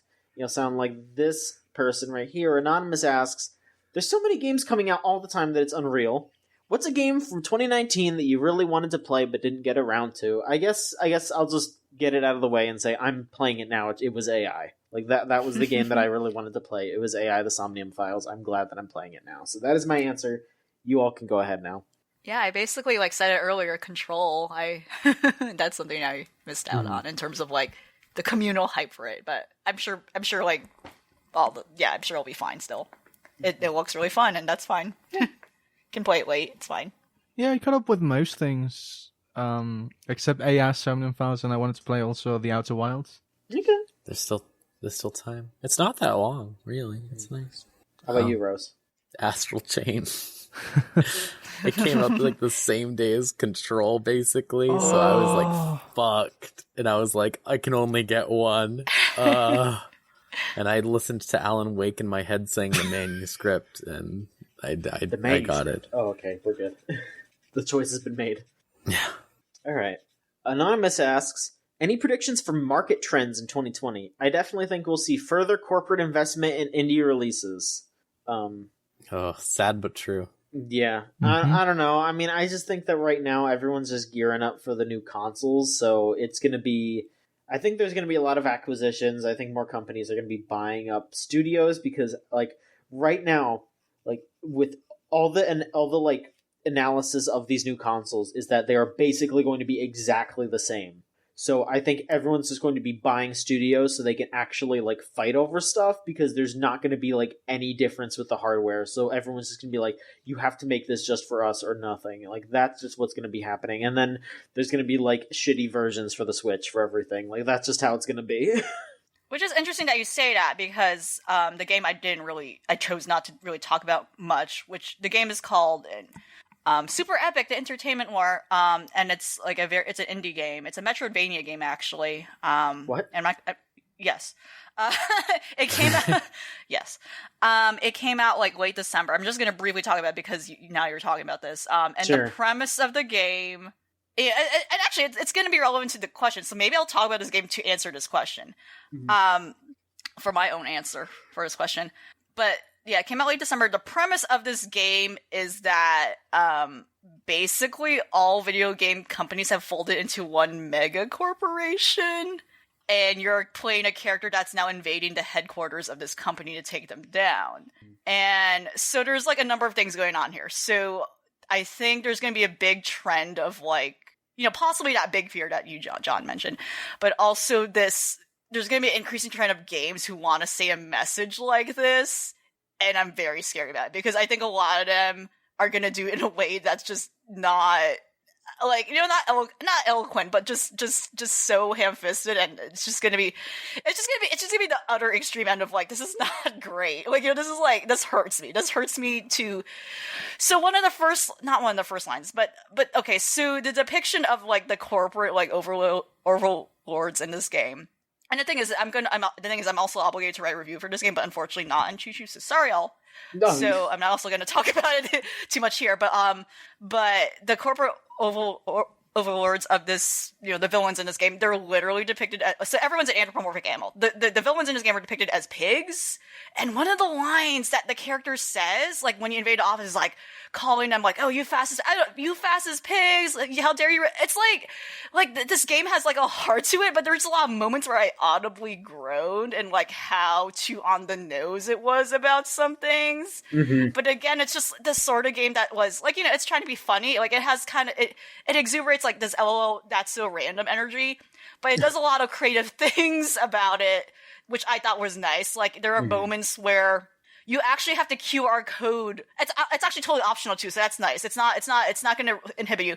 There are moments where you can QR code like a vault, like, you know, you run into a locked vault. But the way to unlock the vault is that you QR code with your phone. You scan a QR code on your phone, and you get forwarded to like a fake, intentionally bad app game that this fake corporation in this game made, and you have to be stuck playing with it if you want to get more money. So it's like actually a very clever, like funny kind of meta thing about like, oh yeah, the idea of like like games being monetized instead of microtransactions, but they also awkwardly kind of made it fun. I don't know. There's like a lot of things going on in this game that I thought was weird. So like, I don't know, there's many layers going on here where like, I think like you're going to see a lot of games like trying to acknowledge this big fear about like, oh God, like what, you know, the monopolization of games, which is what this game is doing. But also I think a lot of them are going to do it in a way that's not going to be kind of well done. I don't know. Like, I kind of have mixed feelings about this game that I played. I think especially after playing something like, you know, again, not because we went over this, but after playing something like Disco Elysium, which was very unafraid about what it wanted to talk about, I think it's going to be difficult now for other games to compete on that level of writing where they're not going to be like kind of cowardice or actually more well thought out about how they want to profess their message, which might be a good message at heart, but then there's like a deep concern to me. We're going to see like a lot of these social message games where they're just going to end up being cringy because so many people are going to want to do it in such a quick way about, you know, wanting to make a statement about this kind of current times we are in. So, yeah. Yeah. Anyone else have an answer to that one for market shit? No? Like I'm thinking about like what the most popular genre is going to be. My deepest desire is party games, like we talked about earlier. I want party games to come back. Oh yeah. Yeah. I don't know what will oversaturate the market. Battle royales have to be done now, right? God, they gotta be done. No. Yeah. I mean, I read the Fortnite playership is aging out, and Fortnite's numbers are kind of dropping, so that's interesting. Yeah.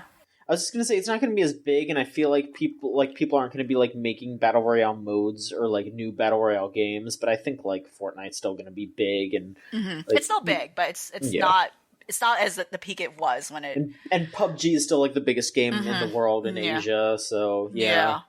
See, because like when Call of Duty numbers started dropping, they dropped for like 6 years straight, but every year it was still the most profitable thing in the universe. Yeah, that's so, just like, how big it is. Yeah, Fortnite falling a little bit is like, it's still gonna dominate our lives for the next 4 years.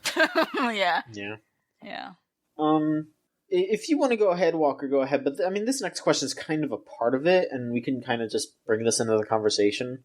Anonymous asked, how much longer will major companies continue to make consoles, in your opinion, and will the market ever be viable for independent consoles like the Ouya? I mean, if you want to talk real quick, Walker, go ahead. But yeah, I have opinions on this too. Well, speaking, I would hope forever because I have a more powerful PC now, but like I'm still terrorized about having to fiddle with any setting whatsoever. Yeah, I got a better PC because I want to play certain things, but like I really much prefer the ease of play of a console. Absolutely, and I think there's always going to be inept people like me to keep it going. Same. Yeah, I hope there's still stuff like that. I mean, I mostly disagree with you, but I guess I'll talk on the independent consoles section here, because there are independent consoles coming out. Like there is that Intellivision game console coming out. There's that new Atari console. It's just there will never be a good independent console because everyone trying to make those are just scam artists.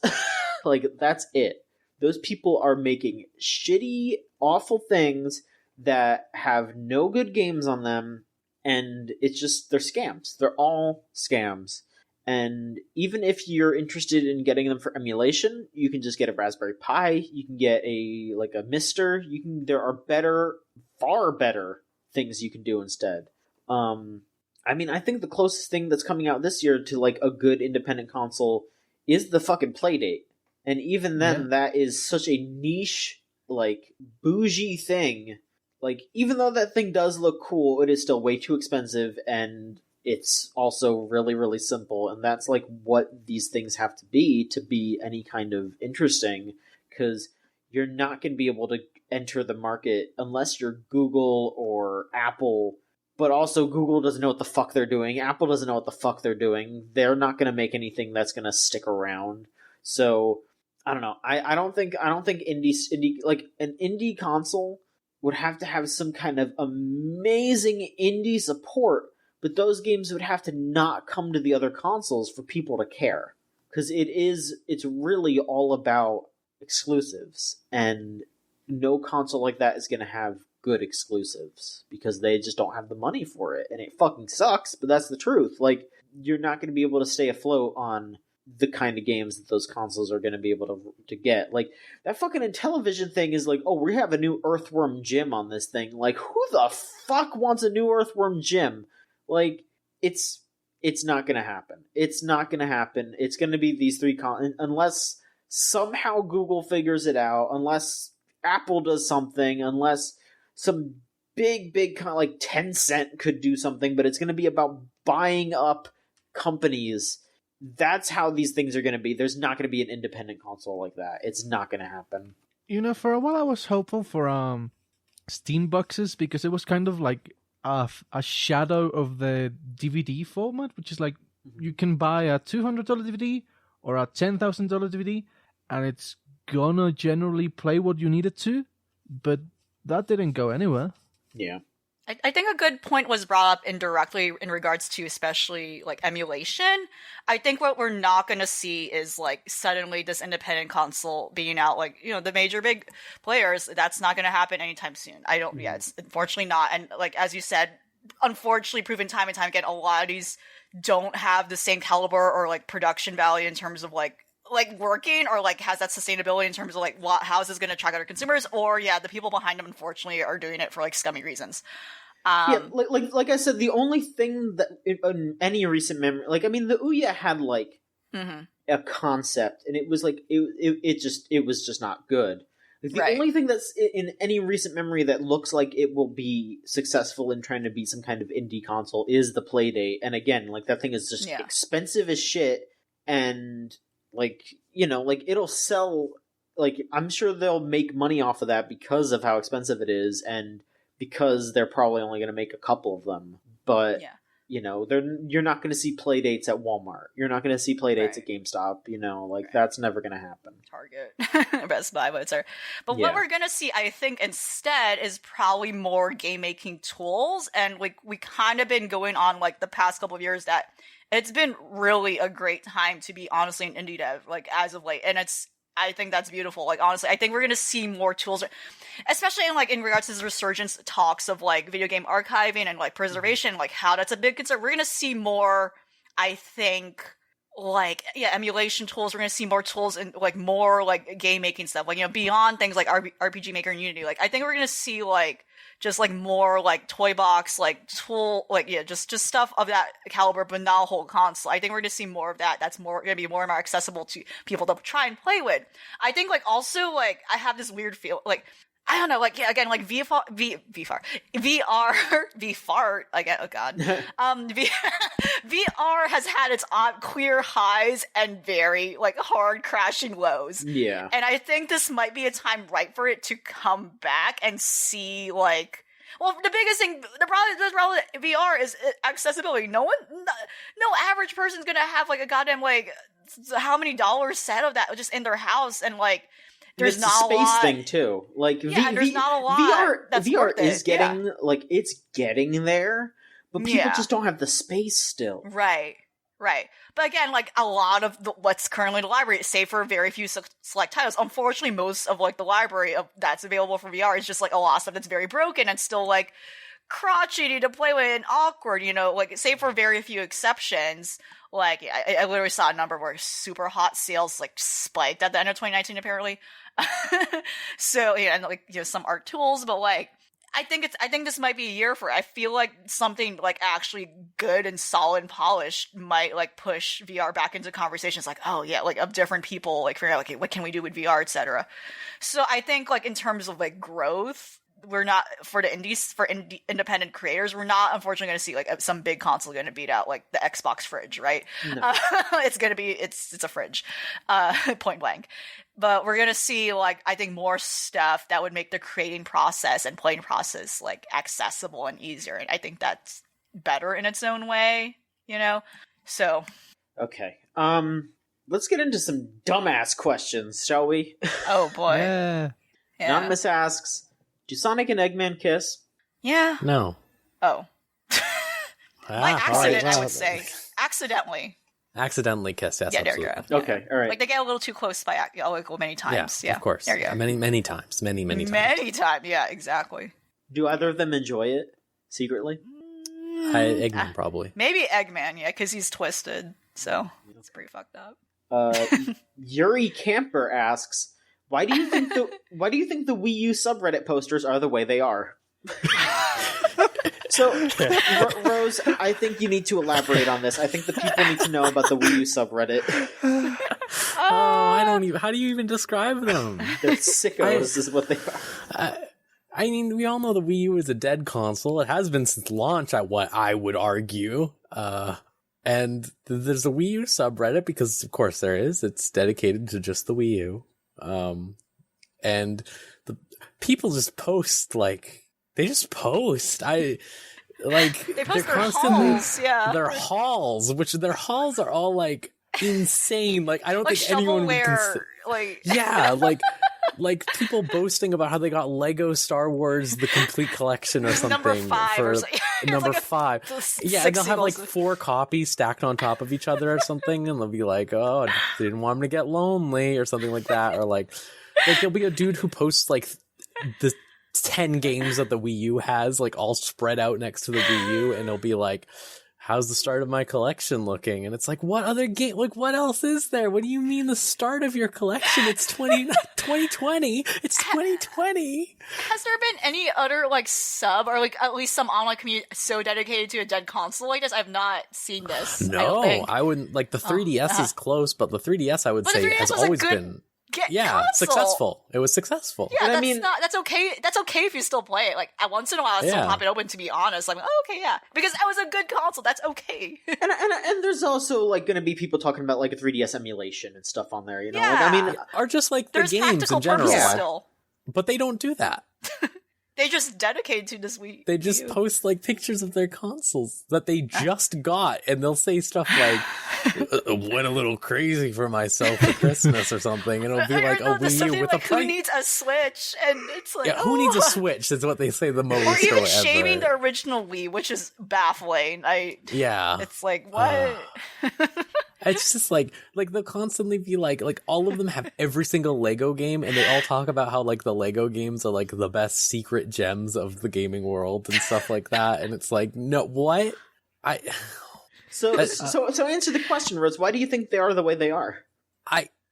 Nintendo fans in general have always been a little twisted. I know I am. And I think when you get to this alienation that the Wii U people, because the GameCube, it was not successful either, right? But all the GameCube had stuff. All the GameCube fans are just Melee fans, and they're sickos in their own way.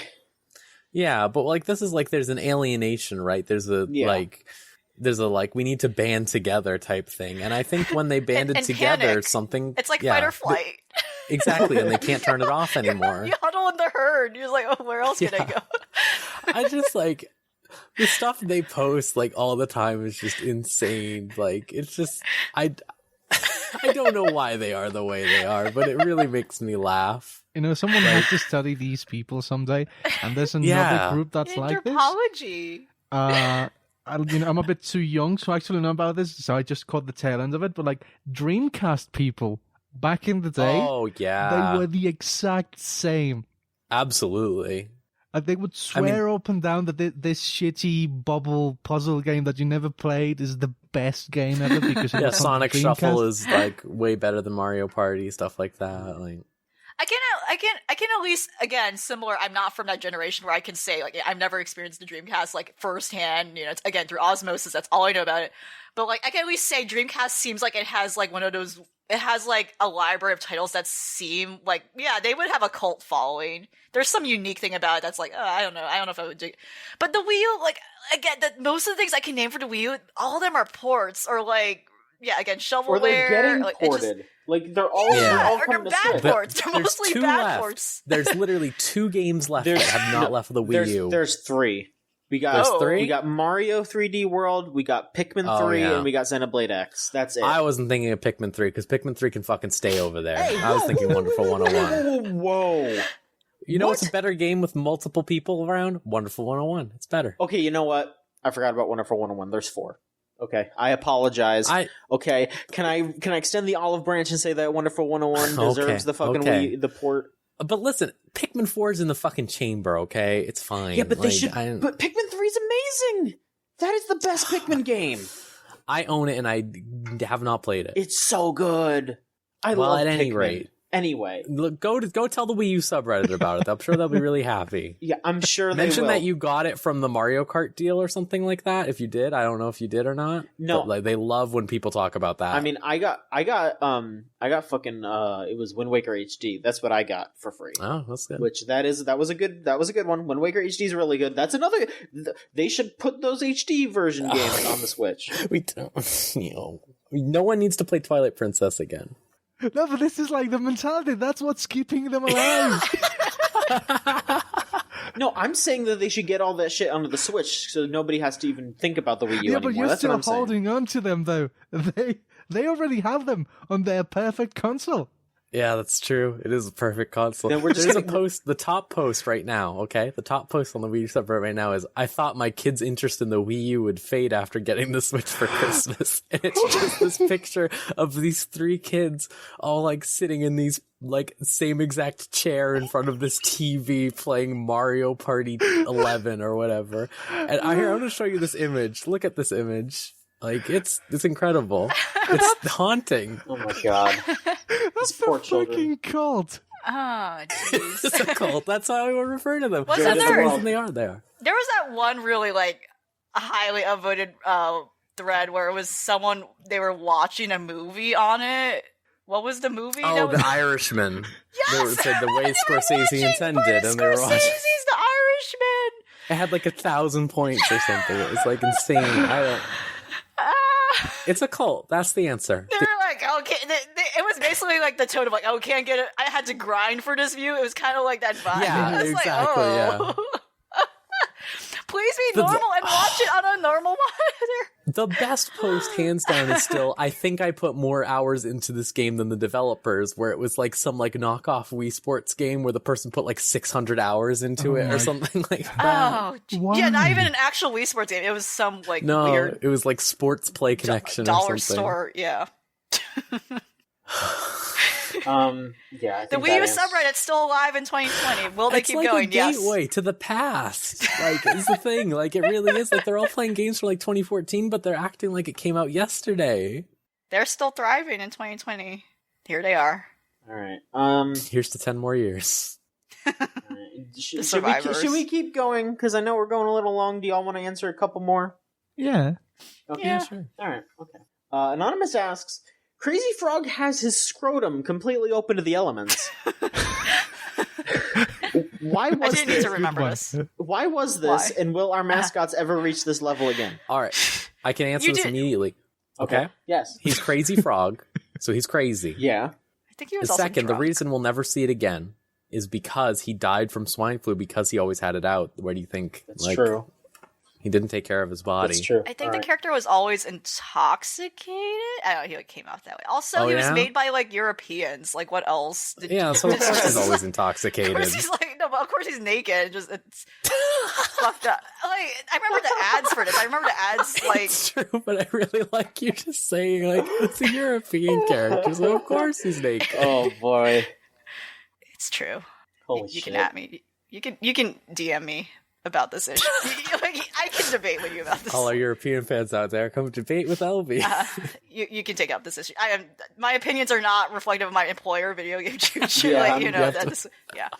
Anyway, no, but I just couldn't remember the ads of like the annoying like yeah, here, pay for this ringtone. And actually, your credit card's gonna be scammed for like $30 a month and stuff. Yeah. Like they had to, the ads like censored his joke, which was kind of funny. But then I didn't realize, that actually was uncensored in every other version of the ad. You know, it was baffling. It actually is just out in the open like that. Let's see here. Anonymous asks, why does the new Yu-Gi-Oh show just look like Duel Masters? I don't fucking know. It does. It does. Duel Masters is just I like these off-topic questions.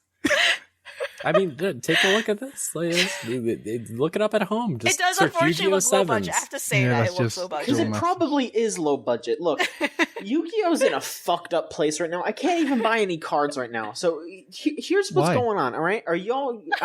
I'm going to go off for just a minute, okay? Go off. Go Address of Yu-Gi-Oh! 2020. Yeah, we're here. We're here, folks.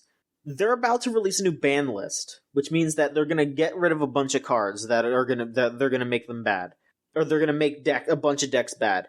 Which, good. These decks have been around for like a year and a half. That's fine. But they're also changing the format in April. So I don't want to go into specifics. I don't want to bore you, but that means that there's going to be people for like 3 months buying completely new decks and playing with those, and then they're going to have to throw it all out once April hits. I'm not buying jack shit until April because I need to figure out what's good then, what's legal then, what cards are going to be out then. I'm not wasting my money. I'm not going to go to any of these fucking tournaments for 3 months. I don't need to do that. I don't need to waste my money. I'm good. I'll spend that money on food and video games and fucking gasoline. I don't know. I don't need that. That's not what I'm doing right now. So yeah, that's Yu-Gi-Oh! Right now. I don't have time for Yu-Gi-Oh! Right now. What would you say is the overlap between people still playing Yu-Gi-Oh! And people still watching Yu-Gi-Oh? I'd say it's kind of high, honestly. Because whenever I would go... Really? Do you think they overlap? I would not say it's completely overlapped because I didn't watch it, but, there were definitely people that were showing up to those events that had, like, play mats with the characters on them. And not even just, like, the girls, like, you'd expect, like, oh, these guys are just, like, horny for the girls or whatever. Like, no, they'd just come in with, like, Jade and Yuki and shit and be like, oh, yeah, I love GX. And it's like, I mean, sure. But no, but yeah. The new ones, I mean. No, yeah, the new ones too. I just don't know their names. You know what I mean, though. Like they'd have the new characters, and they'd be like, "Yeah, I love." Yeah, oh yeah, the new dude, the newest guy from Vrains is Playmaker. That was his name. He was Playmaker. I don't fucking know. Yeah, I watched like 3 episodes of that show, and like I kind of sort of got into it in the sense that like they actually like were really like realistic to how the game was played, and it was like kind of cool to just be like, oh yeah, this is how it is, okay. But I mean, if there's a new season coming out really soon, I'm not gonna like watch all of the old season, like all 100 and whatever fucking episodes, like I might hop on the new one. You might hear me talk about it on Chuchigatari Unlimited Trademarks in a few months. I don't know, we'll see. Okay. Anonymous asks, you order a pepperoni pizza. What's worse? It arrives with no pepperoni on it, or it arrives with a single giant piece of pepperoni that takes up the entire surface of the pizza? No pepperoni. So unhinged. Well, the former because I wanted pepperoni, and like the latter I can just cut up. That's not a big deal, And if it's too greasy, I do the tissue dabbing thing, for a giant pepperoni. Yeah. Like, it might look gross, but it's still pepperoni. Like, so here's my train of thought, and this might be a little fucked up. I would say the giant piece is maybe technically worse in just the sense that like if it comes and it doesn't have any pepperoni, I'm fine eating cheese pizza, and then I would just take a picture of it and call them up and be like, listen, y'all fucked up.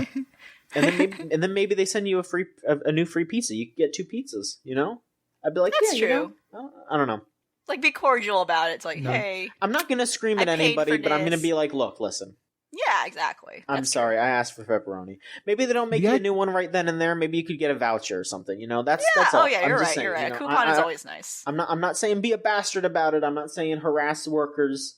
But hey, if you can get a free pepperoni pizza out of that, I'd say go for it. I'd say that's fine. That's true. You get 2 pizzas. Yeah, it's 2 pizzas. So wait, why is the second choice more effed up? Because that's only 1 pizza. You're right. Okay. The truly bad option is if they just send you pepperoni in a box. Yeah, if it's just a giant piece of pepperoni, then that's the worst one. Have you never had that happen to you? Because I've had that happen to me once, where they put a little box on the side that has the toppings in it.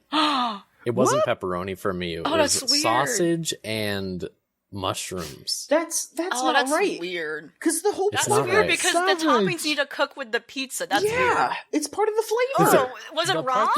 No, it was not raw. It was cooked. They were like hot, like they had put it on a grill or something. And I was very confused because I had ordered from this place before. This was like a local place. Like this is something I've been never happened before.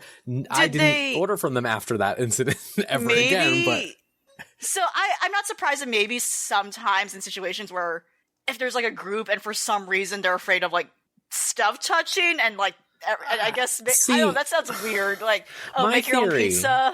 Like, I don't know. And you got a mixed up order, maybe. I don't know. That's my only way to figure out what happened there. My theory was that they mixed up an order and that... And like, someone demanded, separate no, it was specifically that they misread it or something and thought it was just a plain pizza or something, and they put it in the plain pizza, or they like spaced out and forgot, and they were like, oh, fuck. And then they just had to put that on the side. They just toss it in a box. It's like, oops, maybe. It was just so surreal, like, because it came like, I was like, I didn't order fries. It was like a little fry box or whatever. And I was just like, what? That's so interesting. Okay, at least they were cooked. Did you bother topping it, or you couldn't? I did, and it was fine. But it was just so surreal, so bizarre. At least they were cooked. It was just weird. Like, I don't know why it happened. It's part of the flavor.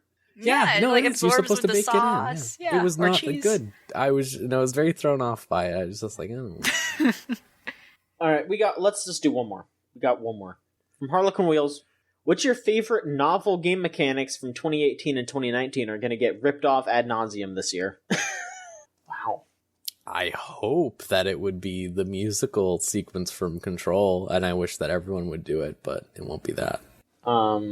I'd say everyone should rip off Toho Luna Nights, and there should be more time stop mechanics.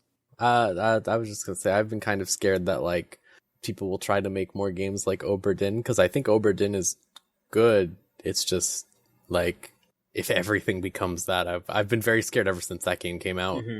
Because it's very novel, and everyone was like talking it up. I was like, oh no. Yeah, LV Walker or anything or. I want more games with evolution in them. Like, just grow a new arm and stuff, like Evo Search for Eden. Like, Ancestors kind of did. Like, just learn to hold stuff, and that's your new power-up. You can now hold things in your hand.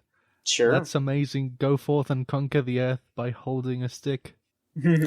Like, sort of like Death Stranding has that to a degree. Like, the stuff that you do, like, all completely changes, like, your, like, very basic walk around stuff or like carrying things. Like that would be interesting if there's a more like growth scale to very basic mechanics, I guess. Yeah.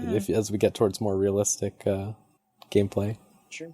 And I'm starting to actually see conversations specifically in the tabletop scene, especially with the success of Disco Elysium, about the whole idea of like this premise of one character being multiple characters at once, and like this idea that like you're like this is, you know, something that hasn't been really tackled before, but the idea of like a character internally monologuing and that being like an important aspect to character building. And I think it was you, Rose, you talked about this a little bit when you first played the game, and how like we haven't had like really a strictly traditional based RPG, and like this game does a very unique thing where, as you know, you're and I've talked about this too, where you're learning about this character and kind of building him along the way, because you literally have no idea who you are.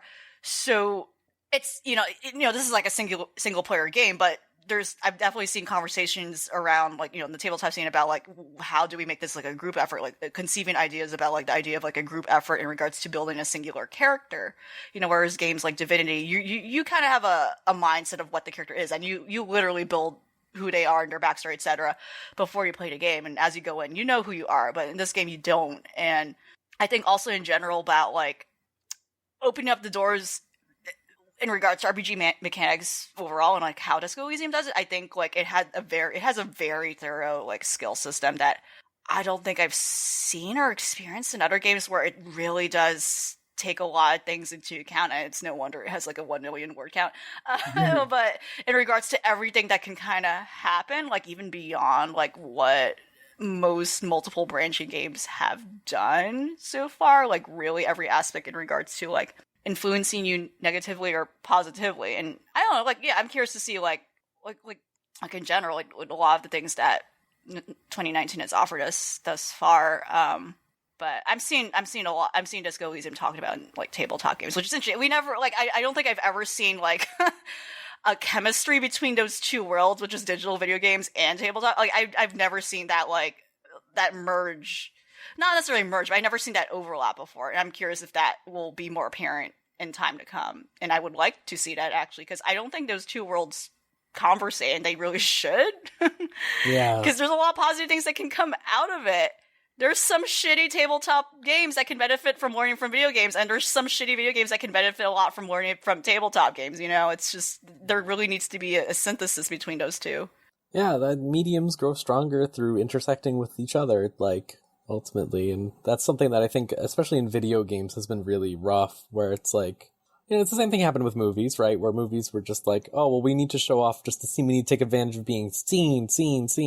And video games, like, it's good that they've taken advantage of being interactable, but like sometimes it's just like, why is this happening? Just because it's a game and stuff like that. And like you see a lot of contrived gameplay mechanics and stuff like that, like arguably, let's say, Ultra Despair Girls. How about that, right? Like, there's no reason for that to be like that. There's no reason. And it's just like, yeah, like I think like, as loath as I am to say this because of my frustrations with the man multiple times in this department, like Kojima's view of how he doesn't consume many video games and consumes a lot of more movies is very apparent, I think, because he doesn't translate, I mean, he does translate his love of movies into his games, but I don't think it's particularly very good most of the time. What is good about his love of movies is the way he's able to derive mechanics from concepts in films. And that's always really interesting. And I think that's what Disco Elysium is really successful because, you know, they'd never made a game before, any of these people. They're an art collective. Yeah, and I think what's successful in that, and like in regards to Kojima, like I think there's a lot of developers that could benefit a lot from watching more films and understanding film theory on the other hand. So that's Kojima's benefit. But again, like his issue where it doesn't seem like he absorbs other video games well to like, you know, and those things. But, or like, you know, like even read, like some developers just need to read a book. Just please read a book. Like, what is wrong with you? Like, please be normal and read a normal book from like a high school freshman. Read That's one of not those. Harry and you're Potter. Yes. And I, you know, again, just to like keep kissing Disco Elysium's ass, but like, it benefits a lot because I think what it succeeds in is that this is a group of people who want to make a video game, but they stayed where they know best at. And, you know, like, and these are people who are coming from, you know, the main person behind it is coming from a purely writing perspective and kind of, you know, some experience with tabletop games. So they didn't go out of bounds and be like, you know, we're going to make an action adventure thing. No, they stayed within what made the most sense, which is literally a text, like, point and click game, you know, and what, you know, like, and you know, like, to talk about Kojima again, like, this is someone who's taking off from film, but decides to go out of his bounds and like, I'm going to make a full on like open world thing. And yeah, I'm not going to like research or like do a more thorough experience of like what other open world games are like or what other action games are like, etc. So he kind of like just goes beyond like his like level of knowledge where I feel like he can benefit more from doing a game that's more minimal in gameplay and should be more of the filmic experience that I think he really wants or like would be best at. And I would want that from him. I actually would want that from him, but I don't think he's doing that. He's just kind of a madman who wants to keep doing more, right? But I think like if he actually stuck to something he's most expertise in, like that would be kind of cool, but he's not. So those are kind of like the two comparisons. Mm-hmm. Okay. You know what I think I really liked actually is the code inheritance system from Code Vein, because I don't really like starting a game over and over and over to play different classes. Disco Elysium is different because that game like changes completely if you have a different set of skills. But like, you know, like when you try and play New Vegas again and you have to go through the same quests again just with a machete this time, that's not really my speed. But I think it was really clever in Code Vein that you just assign a new class and you're ready to go. You can try out all the high-level stuff in that class and the level you're playing immediately, and you can test out like almost the whole game in one playthrough. Sure. All right. Well, I think that should do it for this week's show. We're back in the saddle. We did a real nice long one for y'all. Thank you so much for listening. In 2019, it was a tough year for a lot of folks, and I'd like to think that we did good stuff, and I hope you thought so too. Let us know how you felt. If there's anything that you think we should keep doing, if there's anything you think we should change, feel free to hit us up. We are ready to listen. But otherwise, we're just going to keep doing what we're doing. Twitter, @VGChuchu. Tumblr, videogamechuchu.tumblr.com. We have our Discord server, thegamezone.zone, where you can go and hang out with us. That's always a nice treat. We're always in there. We're just hanging out. I'd like to thank Magic Circuit for our theme song Crush off of the Melt Channel album Magic is Real. If you want to listen to Melt Channel, it's meltchannel.bandcamp.com. If you want to listen to Magic Circuit, they're on Spotify. From what I could gather, they had a really good 2019. I'm very happy for them. And of course, we have our Patreon, patreon.com/VGCC. I know we've been a little off kilter because of the holidays and because of Game of the Year, but we should be back on track real soon. We're going to get Spyro up. We're going to get Sekiro up. We're going to get Chuchigatari back. Chuchigatari's going to come back, folks. I promise. So, on that note, that should be it. If anyone doesn't have anything else you want to say. No? We're good? No. All right. Well, thank you so much for listening. We'll be back next week with another episode of the Video Game Choo Choo Podcast. Go on.